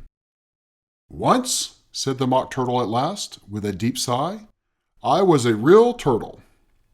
These words were followed by a very long silence, broken only by an occasional exclamation of "ahem" from the griffin, and the constant heavy sobbing of the Mock Turtle. Alice was very nearly getting up and saying, "Thank you, sir, for your interesting story," but she could not help thinking there must be more to come, so she sat still and said nothing. "When we were little," the Mock Turtle went on at last, more calmly, though still sobbing a little now and then, "we went to school in the sea. The master was an old turtle. We used to call him Tortoise." "Why did you call him Tortoise if he wasn't one?" Alice asked. "We called him Tortoise because he taught us," said the Mock Turtle angrily. "Really, you are very dull." "You ought to be ashamed of yourself for asking such a simple question," added the Gryphon. And then they both sat silent and looked at poor Alice, who felt ready to sink into the earth. At last, the Gryphon said to the Mock Turtle, "Drive on, old fellow. Don't be all day about it." And he went on in these words. "Yes, we went to school in the sea, though you mayn't believe it." "I never said I didn't," interrupted Alice. "You did," said the Mock Turtle. "Hold your tongue," added the Gryphon, before Alice could speak again. The Mock Turtle went on. "We had the best of educations. In fact, we went to school every day." "I've been to a day school too," said Alice. "You needn't be so proud as all that." "With extras?" asked the Mock Turtle a little anxiously. "Yes," said Alice. "We learned French and music." "And washing?" said the Mock Turtle. "Certainly not," said Alice indignantly. "Ah, then yours wasn't a really good school," said the Mock Turtle in a tone of great relief. "Now, at ours, they had at the end of the bill French, music, and washing extra." "You couldn't have wanted it much," said Alice, "living at the bottom of the sea." "I couldn't afford to learn it," said the Mock Turtle with a sigh. "I only took the regular course." "What was that?" inquired Alice. "Reeling and writhing, of course, to begin with," the Mock Turtle replied, "and then the different branches of arithmetic: ambition, distraction, uglification, and derision." "I never heard of uglification," Alice ventured to say. "What is it?" The Gryphon lifted up both its paws in surprise. "What? Never heard of uglifying?" it exclaimed. "You know what to beautify is, I suppose." "Yes," said Alice doubtfully. "It means to make anything prettier." "Well then," the Gryphon went on, "if you don't know what to uglify is, you are a simpleton." Alice did not feel encouraged to ask any more questions about it, so she turned to the Mock Turtle and said, "What else had you to learn?" "Well, there was mystery," the Mock Turtle replied, counting off the subjects on his flappers. "Mystery, ancient and modern, with seaography. Then drawling. The drawling master was an old codger eel that used to come once a week. He taught us drawling, stretching, and fainting in coils." "What was that like?" said Alice. "Well, I can't show it you myself," the Mock Turtle said. "I'm too stiff, and the Gryphon never learnt it." "Hadn't time," said the Gryphon. "I went to the classics master, though. He was an old crab, he was." "I never went to him," the Mock Turtle said with a sigh. "He taught laughing and grief, they used to say." So he did, said the Gryphon, sighing in his turn, and both creatures hid their faces in their paws. "And how many hours a day did you do lessons?" said Alice, in a hurry to change the subject. 10 hours the first day," said the Mock Turtle, 9 the next, and so on. "What a curious plan," exclaimed Alice. "That's the reason they're called lessons," the Gryphon remarked, "because they lesson from day to day." This was quite a new idea to Alice, and she thought it over a little bit before she made her next remark. "Then the 11th day must have been a holiday." "Of course it was," said the Mock Turtle. "And how did you manage on the 12th?" Alice went on eagerly. "That's enough about lessons," the Gryphon interrupted in a very decided tone. "Tell her something about the games now." Chapter 10. The Lobster Quadrille. The Mock Turtle sighed deeply and drew the back of one flapper across his eyes. He looked at Alice and tried to speak, but for a minute or two sobs choked his voice.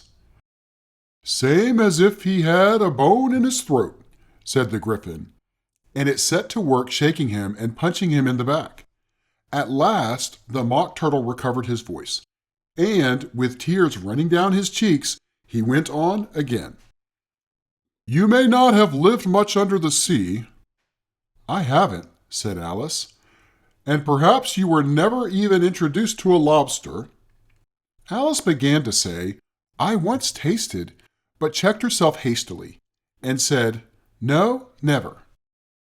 So you can have no idea what a delightful thing a lobster quadrille is.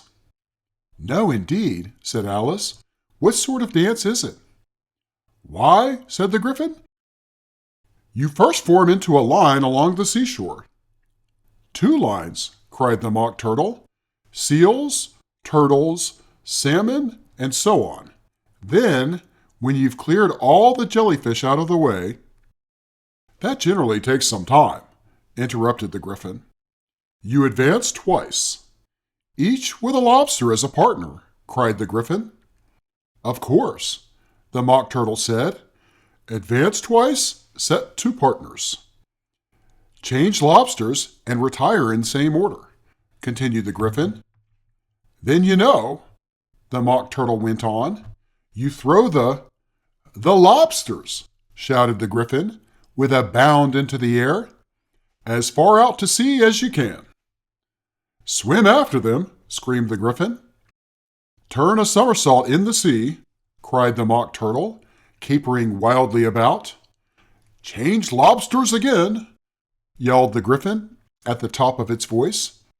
Back to land again, and that's all the first figure, said the Mock Turtle, suddenly dropping his voice, and the 2 creatures, who had been jumping about like mad things all this time, sat down again very sadly and quietly, and looked at Alice. It must be a very pretty dance, said Alice timidly. Would you like to see a little of it? Said the Mock Turtle. Very much indeed, said Alice. Come, let's try the first figure, said the Mock Turtle to the Gryphon. We can do without lobsters, you know. Which shall we sing? Oh, you sing, said the Gryphon. I've forgotten the words. So they began solemnly dancing round and round Alice, every now and then treading on her toes when they passed too close, and waving their forepaws to mark the time, while the Mock Turtle sang this very slowly and sadly. Will you walk a little faster, said a whiting to a snail. There's a porpoise close behind us, and he's treading on my tail.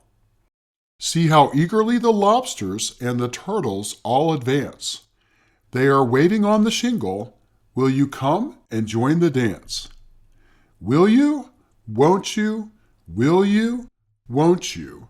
Will you join the dance? Will you? Won't you? Will you? Won't you? Won't you join the dance? You can really have no notion how delightful it will be when they take us up and throw us with lobsters out to sea.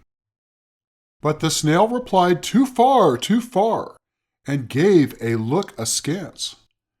Said he thanked the whiting kindly, but he would not join the dance. Would not, could not, would not, could not, would not join the dance. Would not, could not, would not, could not join the dance. What matters it how far we go, his scaly friend replied. There is another shore, you know, upon the other side. The further off from England, the nearer is to France. Then turn not pale, beloved snail, but come and join the dance. Will you? Won't you? Will you? Won't you? Will you join the dance? Will you? Won't you? Will you? Won't you? Won't you join the dance? Thank you. It's a very interesting dance to watch, said Alice, feeling very glad that it was over at last. And I do so like that curious song about the whiting. Oh, as to the whiting, said the Mock Turtle. You've seen them, of course. Yes, said Alice. I've often seen them at dinner. She checked herself hastily. I don't know where Den may be, said the Mock Turtle, but if you've seen them so often, of course you know what they're like. I believe so, Alice replied thoughtfully. They have their tails in their mouths, and they're all over crumbs." "You're wrong about the crumbs," said the Mock Turtle. "Crumbs would all wash off in the sea. But they have their tails in their mouths, and the reason is—" Here, the Mock Turtle yawned and shut his eyes. "Tell her about the reason and all that," he said to the Griffin. "The reason is," said the Griffin, "that they would go with the lobsters to the dance. So they got thrown out to sea. So they had to fall a long way, so they got their tails fast in their mouths, so they couldn't get them out again, that's all." "Thank you," said Alice. "It's very interesting. I never knew so much about a whiting before." "I could tell you more than that if you like," said the Griffin. "Do you know why it's called a whiting?" "I never thought about it," said Alice. "Why?" "It does the boots and shoes," the Griffin replied very solemnly. Alice was thoroughly puzzled. "Does the boots and shoes?" she repeated in a wondering tone. "Why, what are your shoes done with?" said the Griffin. "I mean, what makes them so shiny?" Alice looked down at them and considered a little before she gave her answer. "They're done with blacking, I believe." "Boots and shoes under the sea," the Griffin went on in a deep voice, "are done with a whiting. Now you know." "And what are they made of?" Alice asked in a tone of great curiosity.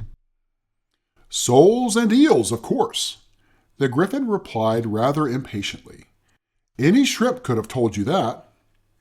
"If I'd been the whiting," said Alice, whose thoughts were still running on the song, "I'd have said to the porpoise, 'Keep back, please. We don't want you with us.'" "They were obliged to have him with them," the Mock Turtle said. "No wise fish would go anywhere without a porpoise." "Wouldn't it really?" said Alice in a tone of great surprise. "Of course not," said the Mock Turtle.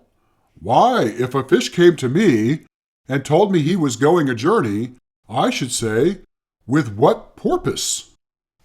"Don't you mean purpose?" said Alice. "I mean what I say," the Mock Turtle replied in an offended tone, and the Griffin added, "Come, let's hear some of your adventures."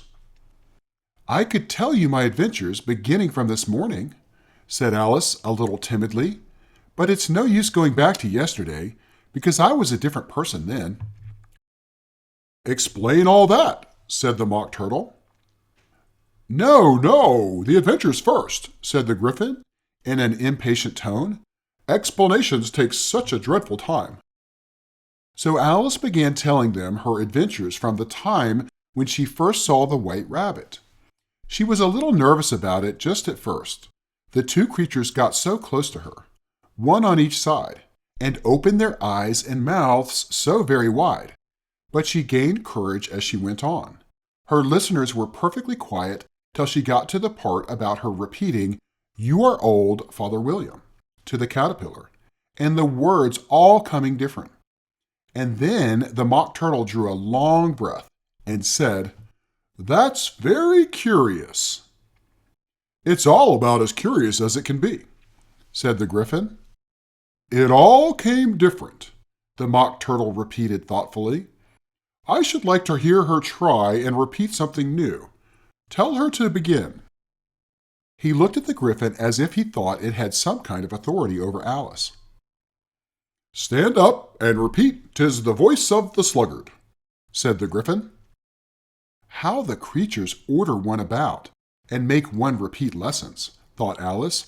"I might as well be at school at once." However, she got up and began to repeat it, but her head was so full of the lobster quadrille that she hardly knew what she was saying, and the words came very queer indeed. "'Tis the voice of the lobster, I heard him declare, you have baked me too brown, I must sugar my hair. As a duck with its eyelids, so he with his nose trims his belt and his buttons and turns out his toes. When the sands are all dry, he is gay as a lark, and will talk in contemptuous tones of the shark. But when the tide rises and sharks are around, his voice has a timid and tremulous sound. "That's different from what I used to say when I was a child," said the Gryphon. "Well, I never heard it before," said the Mock Turtle, "but it sounds uncommon nonsense." Alice said nothing. She had sat down with her face in her hands, wondering if anything would ever happen in a natural way again. "I should like to have it explained," said the Mock Turtle. "She can't explain it," said the Gryphon hastily. "Go on with the next verse." "But about his toes," the Mock Turtle persisted. "How could he turn them out with his nose, you know?" "It's the first position in dancing," Alice said, but was dreadfully puzzled by the whole thing and longed to change the subject. "Go on with the next verse," the Gryphon repeated impatiently. "It begins, 'I passed by his garden.'" Alice did not dare to disobey, though she felt sure it would all come wrong, and she went on in with a trembling voice. "I passed by his garden and marked with one eye how the owl and the panther were sharing a pie. The panther took pie crust and gravy and meat, while the owl had the dish as its share of the treat. When the pie was all finished, the owl, as a boon, was kindly permitted to pocket the spoon, while the panther received knife and fork with a growl and concluded the banquet." "What is the use of repeating all that stuff?" the Mock Turtle interrupted, "if you don't explain it as you go on. It's by far the most confusing thing I ever heard." "Yes, I think you'd better leave off," said the Gryphon, and Alice was only too glad to do so. "Shall we try another figure of the lobster quadrille?" the Gryphon went on. "Or would you like the Mock Turtle to sing you a song?" "Oh, a song, please, if the Mock Turtle would be so kind." Alice replied so eagerly that the Gryphon said in a rather offended tone, "No accounting for tastes. Sing her turtle soup, will you, old fellow?" The Mock Turtle sighed deeply and began, in a voice sometimes choked with sobs, to sing this. "Beautiful soup, so rich and green, waiting in a hot tureen. Who for such dainties would not stoop? Soup of the evening, beautiful soup. Soup of the evening, beautiful soup. Beautiful soup, beautiful soup. Soup of the evening, beautiful soup. Beautiful soup, who cares for fish, game, or any other dish? Who would not give all else for two? Pennyworth only of beautiful soup. Pennyworth only of beautiful soup. Beautiful soup, beautiful soup. Soup of the evening, beautiful soup." "Chorus again!" cried the Gryphon, and the Mock Turtle had just begun to repeat it when a cry of, "The trial's beginning!" was heard in the distance. "Come on!" cried the Gryphon, and taking Alice by the hand, it hurried off, without waiting for the end of the song. "What trial is it?"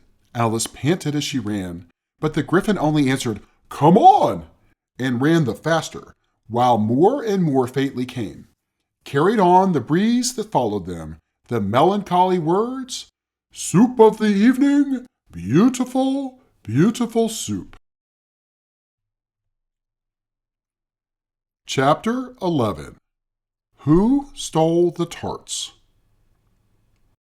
The King and Queen of Hearts were seated on their throne when they arrived, with a great crowd assembled about them, all sorts of little birds and beasts, as well as the whole pack of cards. The knave was standing before them, in chains, with a soldier on each side to guard him, and near the king was the White Rabbit, with a trumpet in one hand, and a scroll of parchment in the other. In the very middle of the court was a table, with a large dish of tarts upon it. They looked so good that it made Alice quite hungry to look at them.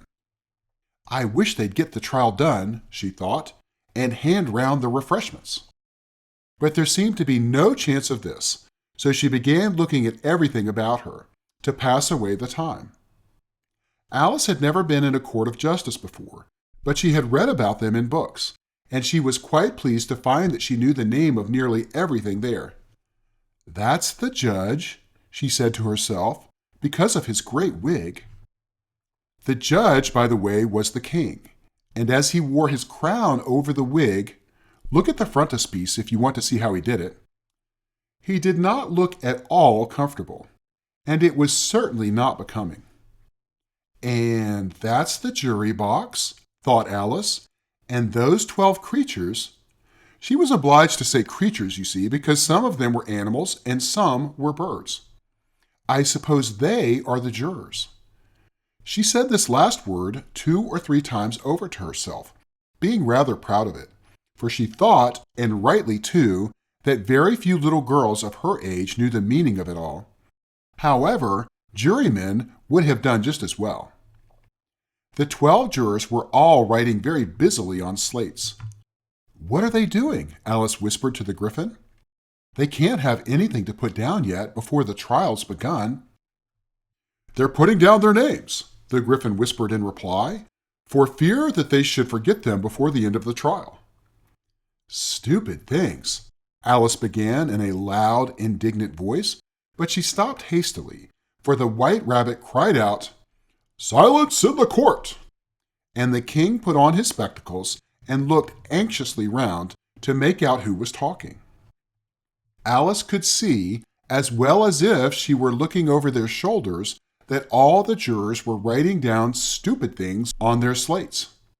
And she could even make out that one of them didn't know how to spell stupid, and that he had to ask his neighbor to tell him.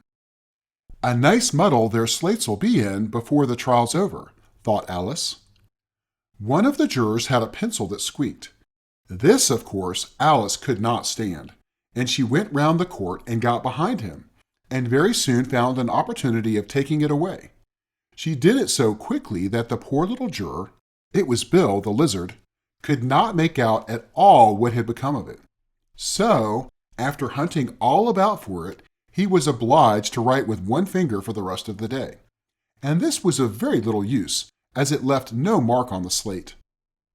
"Herald, read the accusation," said the king. On this, the White Rabbit blew 3 trumpet blasts on the trumpet, and then unrolled the parchment scroll and read as follows. "The Queen of Hearts, she made some tarts, all on a summer day. The Knave of Hearts, he stole those tarts, and took them quite away."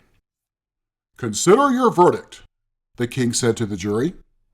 "Not yet, not yet," the rabbit hastily interrupted. "There's a great deal to come before that." "Call the first witness," said the king, and the White Rabbit blew 3 blasts on the trumpet, and called out, "First witness." The first witness was the Hatter. He came in with a teacup in one hand and a piece of bread and butter in the other. "I beg pardon, Your Majesty," he began, "for bringing these in, but I hadn't quite finished my tea when I was sent for." "You ought to have finished," said the king. "When did you begin?" The Hatter looked at the March Hare, who had followed him into the court, arm in arm with the Dormouse. 14th of March, I think it was," he said. 15th, said the March Hare. 16th, added the Dormouse. "Write that down," the king said to the jury, and the jury eagerly wrote down all 3 dates on their slates, and then added them up and reduced the answer to shillings and pence. "Take off your hat," the king said to the Hatter. "It isn't mine," said the Hatter. "Stolen!" the king exclaimed, turning to the jury, who instantly made a memorandum of the fact. "I keep them to sell," the Hatter added as an explanation. "I've none of my own, I'm a Hatter." Here the queen put on her spectacles and began staring at the Hatter, who turned pale and fidgeted. "Give your evidence," said the king, "and don't be nervous, or I'll have you executed on the spot." This did not seem to encourage the witness at all. He kept shifting from one foot to the other, looking uneasily at the queen, and in his confusion he bit a large piece out of his teacup instead of the bread and butter. Just at this moment, Alice felt a very curious sensation, which puzzled her a good deal until she made out what it was. She was beginning to grow larger again, and she thought at first she would get up and leave the court. But, on second thoughts, she decided to remain where she was as long as there was room for her. "I wish you wouldn't squeeze so," said the dormouse, who was sitting next to her. "I can hardly breathe." "I can't help it," said Alice very meekly. "I'm growing." "You've no right to grow here," said the dormouse. "Don't talk nonsense," said Alice more boldly. "You know you're growing too." "Yes, but I grow at a reasonable pace," said the dormouse, "not in that ridiculous fashion." And he got up very sulkily and crossed over to the other side of the court. All this time the queen had never left off staring at the hatter, and, just as the dormouse crossed the court, she said to one of the officers of the court, "Bring me the list of the singers in the last concert," on which the wretched hatter trembled so that he shook both his shoes off. "Give your evidence," the king repeated angrily, "or I'll have you executed, whether you're nervous or not." "I am a poor man, your majesty," the hatter began in a trembling voice, "and I hadn't begun my tea, not above a week or so, and what with the bread and butter getting so thin, and the twinkling of the tea—" "The twinkling of the what?" said the king. "It began with a tea," the hatter replied. "Of course twinkling begins with a tea," said the king sharply. "Do you take me for a dunce? Go on." "I am a poor man," the hatter went on, "and most things twinkled after that. Only the March hare said—" "I didn't," the March hare interrupted in a great hurry. "You did," said the hatter. "I deny it," said the March hare. "He denies it," said the king. "Leave out that part." "Well, at any rate, the dormouse said—" The hatter went on, looking anxiously round to see if he would deny it too, but the dormouse denied nothing, being fast asleep. "After that," continued the hatter, "I cut some more bread and butter." "But what did the dormouse say?" one of the jury asked. "That I can't remember," said the hatter. "You must remember," remarked the king, "or I'll have you executed." The miserable hatter dropped his teacup and bread and butter, and went down on one knee. "I am a poor man, your majesty," he began. "You're a very poor speaker," said the king. Here one of the guinea pigs cheered, and was immediately suppressed by the officers of the court. As that is rather a hard word, I will just explain to you how it was done. They had a large canvas bag, which tied up at the mouth with strings. Into this they slipped the guinea pig, head first, and then sat upon it. "I'm glad I've seen that done," thought Alice. "I've so often read in the newspapers, at the end of trials." There was some attempts at applause, which was immediately suppressed by the officers of the court, and I never understood what it meant till now. "If that's all you know about it, you may stand down," continued the king. "I can go no lower," said the hatter. "I'm on the floor as it is." "Then you may sit down," the king replied. Here the other guinea pig cheered, and was suppressed. "Come, that finished the guinea pigs," thought Alice. "Now we shall get on better." "I'd rather finish my tea," said the hatter, with an anxious look at the queen, who was reading the list of singers. "You may go," said the king, and the hatter hurriedly left the court without even waiting to put his shoes on. "And just take his head off outside," the queen added to one of the officers, but the hatter was out of sight before the officer could get to the door. "Call the next witness," said the king. The next witness was the duchess's cook. She carried the pepper box in her hand, and Alice guessed who it was, even before she got into the court, by the way the people near the door began sneezing all at once. "Give your evidence," said the king. "Shan't," said the cook. The king looked anxiously at the white rabbit, who said in a low voice, "Your Majesty must cross-examine this witness." "Well, if I must, I must," the king said with a melancholy air, and, after folding his arms and frowning at the cook till his eyes were nearly out of sight, he said in a deep voice, "What are tarts made of?" "Pepper, mostly," said the cook. "Treacle," said a sleepy voice behind her. "Collar that dormouse," the queen shrieked out. "Behead that dormouse. Turn that dormouse out of court. Suppress him. Pinch him. Off with his whiskers."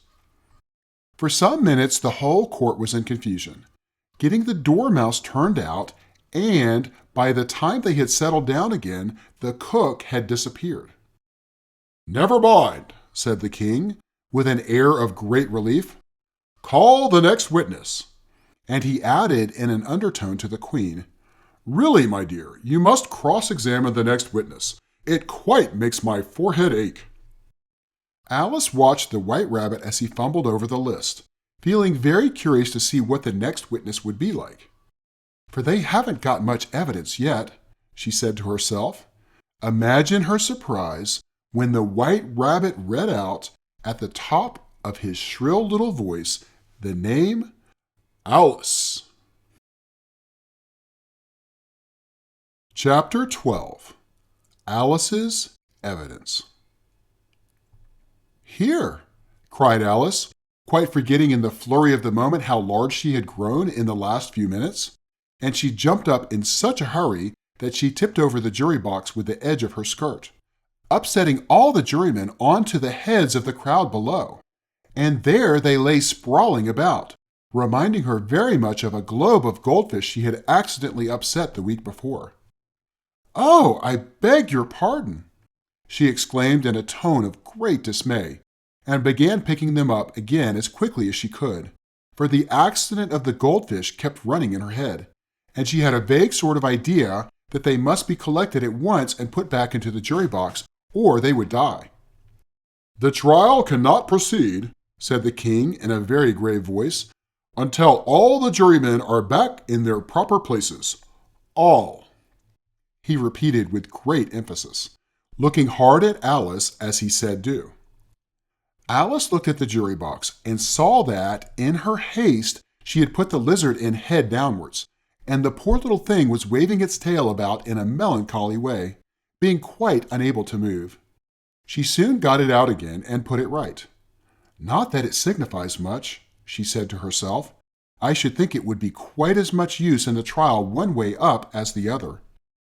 As soon as the jury had a little recovered from the shock of being upset, and their slates and pencils had been found and handed back to them, they set to work very diligently to write out a history of the accident, all except the lizard, who seemed too much overcome to do anything but sit with its mouth open, gazing up into the roof of the court. "What do you know about this business?" the king said to Alice. "Nothing," said Alice. "Nothing whatever?" persisted the king. "Nothing whatever," said Alice. "That's very important," the king said, turning to the jury. They were just beginning to write this down on their slates when the white rabbit interrupted. "Unimportant, your majesty means, of course," he said in a very respectful tone, but frowning and making faces at him as he spoke. "Unimportant, of course, I meant," the king hastily said, and went on to himself in an undertone. "Important, unimportant, unimportant, important," as if he were trying which word sounded best. Some of the jury wrote it down important and some unimportant. Alice could see this, as she was near enough to look over their slates. But it doesn't matter a bit, she thought to herself. At this moment, the king, who had been for some time busily writing in his notebook, cackled out, "Silence!" and read out from his book. "Rule 42. All persons more than a mile high to leave the court." Everybody looked at Alice.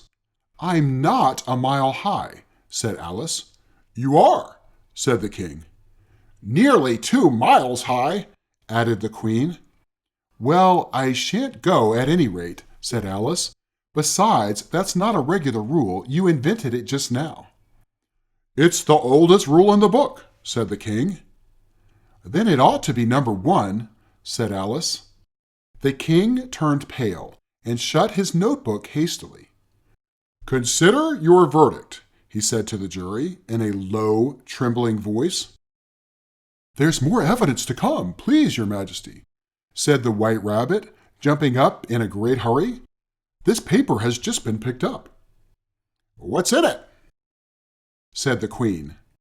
I haven't opened it yet, said the White Rabbit, but it seems to be a letter written by the prisoner to somebody. It must have been that, said the King, unless it was written to nobody, which isn't usual, you know. Who is it directed to?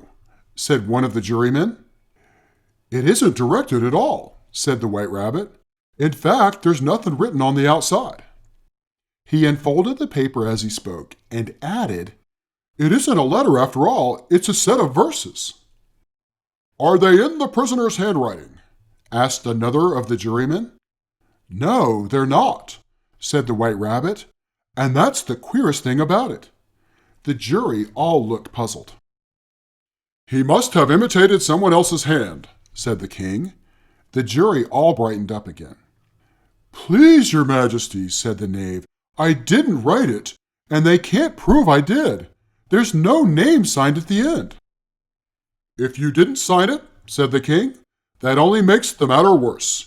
You must have meant some mischief, or else you'd have signed your name like an honest man. There was a general clapping of hands at this. It was the first really clever thing the King had said that day. That proves his guilt, said the Queen.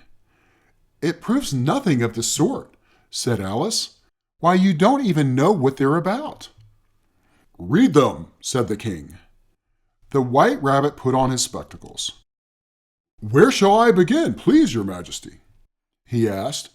Begin at the beginning, the King said gravely, and go on till you've come to the end. Then stop. These were the verses the White Rabbit read. They told me you had been to her and mentioned me to him. She gave me a good character, but said I could not swim. He sent them word I had not gone. We know it to be true. If she would push the matter on, what would become of you? I gave her one, they gave him two. You gave us three or more. They all returned from him to you, though they were mine before. If I or she should chance to be involved in this affair, he trusts to you to set them free exactly as we were. My notion was that you had been, before she had this fit, an obstacle that came between him, ourselves, and it. Don't let him know she liked them best, for this must ever be a secret kept from all the rest between yourself and me. That's the most important piece of evidence we've heard yet, said the King, rubbing his hands. So now let the jury... If any one of them can explain it, said Alice. She had grown so large in the last few minutes that she wasn't a bit afraid of interrupting him. I'll give him 6pence. I don't believe there's an atom of meaning in it. The jury all wrote down on their slates, she doesn't believe there's an atom of meaning in it. But none of them attempted to explain the paper. If there's no meaning in it, said the King, that saves a world of trouble, you know, as we needn't try to find any. And yet I do know, he went on, spreading out the verses on his knee and looking at them with one eye, I seem to see some meaning in them after all. Said I could not swim. You can't swim, can you? He added, turning to the knave. The knave shook his head sadly. Do I look like it? He said, which he certainly did not, being made entirely of cardboard. All right, so far, said the King, and went on muttering over the verses to himself. We know it to be true. That's the jury, of course. I gave her one, they gave him two. Why, that must be what he did with the tarts, you know. But it goes on, they all returned from him to you, said Alice. Why, there they are, said the King triumphantly, pointing to the tarts on the table. Nothing can be clearer than that. Then again, before she had this fit, you never had fits, my dear, I think. He said to the Queen. Never, said the Queen furiously, throwing an inkstand at the lizard as she spoke. The unfortunate little Bill had left off writing on his slate with one finger, as he found it made no mark, but he now hastily began again, using the ink that was trickling down his face, as long as it lasted. "Then the words don't fit you," said the king, looking round the court with a smile. There was a dead silence. "It's a pun," the king added in an offended tone, and everybody laughed. "Let the jury consider their verdict," the king said, for about the 20th time that day. "No, no," said the queen. "Sentence first, verdict afterwards." "Stuff and nonsense," said Alice loudly. "The idea of having the sentence first." "Hold your tongue," said the queen, turning purple. "I won't," said Alice. "Off with her head," the queen shouted at the top of her voice. Nobody moved. "Who cares for you?" said Alice. She had grown to her full size by this time. "You're nothing but a pack of cards." At this, the whole pack rose up into the air and came flying down upon her. She gave a little scream, half of fright and half of anger, and tried to beat them off, and found herself lying on the bank with her head in the lap of her sister, who was gently brushing away some dead leaves that had fluttered down from the trees upon her face. "Wake up, Alice dear," said her sister. "Why, what a long sleep you've had." "Oh, I've had such a curious dream," said Alice, and she told her sister, as well as she could remember them, all these strange adventures of hers that you have just been reading about. And when she had finished, her sister kissed her and said, "It was a curious dream, dear, certainly, but now run in to your tea. It's getting late." So Alice got up and ran off, thinking while she ran, as well she might, what a wonderful dream it had been.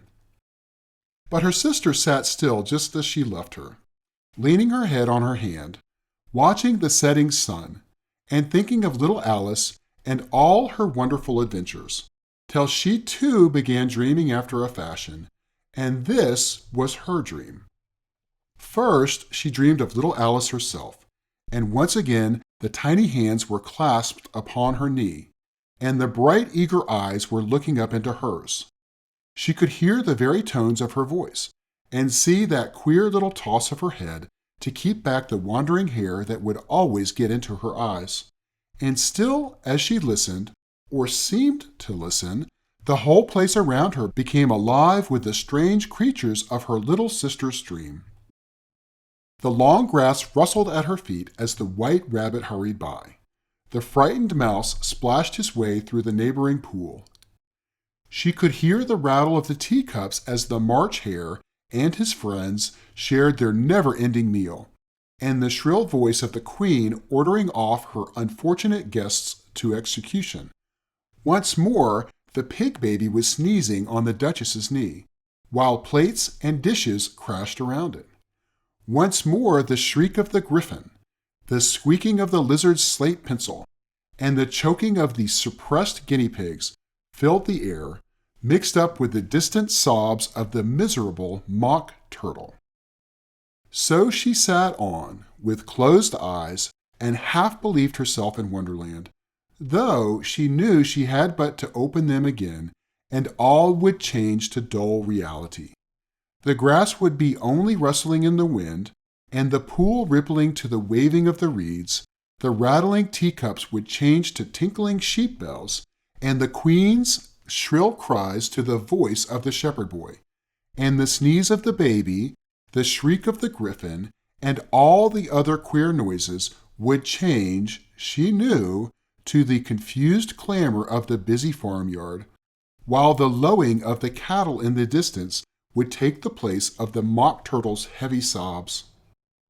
Lastly, she pictured to herself how this same little sister of hers would, in the aftertime, be herself a grown woman, and how she would keep, through all her riper years, the simple and loving heart of her childhood, and how she would gather about her other little children, and make their eyes bright and eager with many a strange tale, perhaps even with the dream of Wonderland of long ago.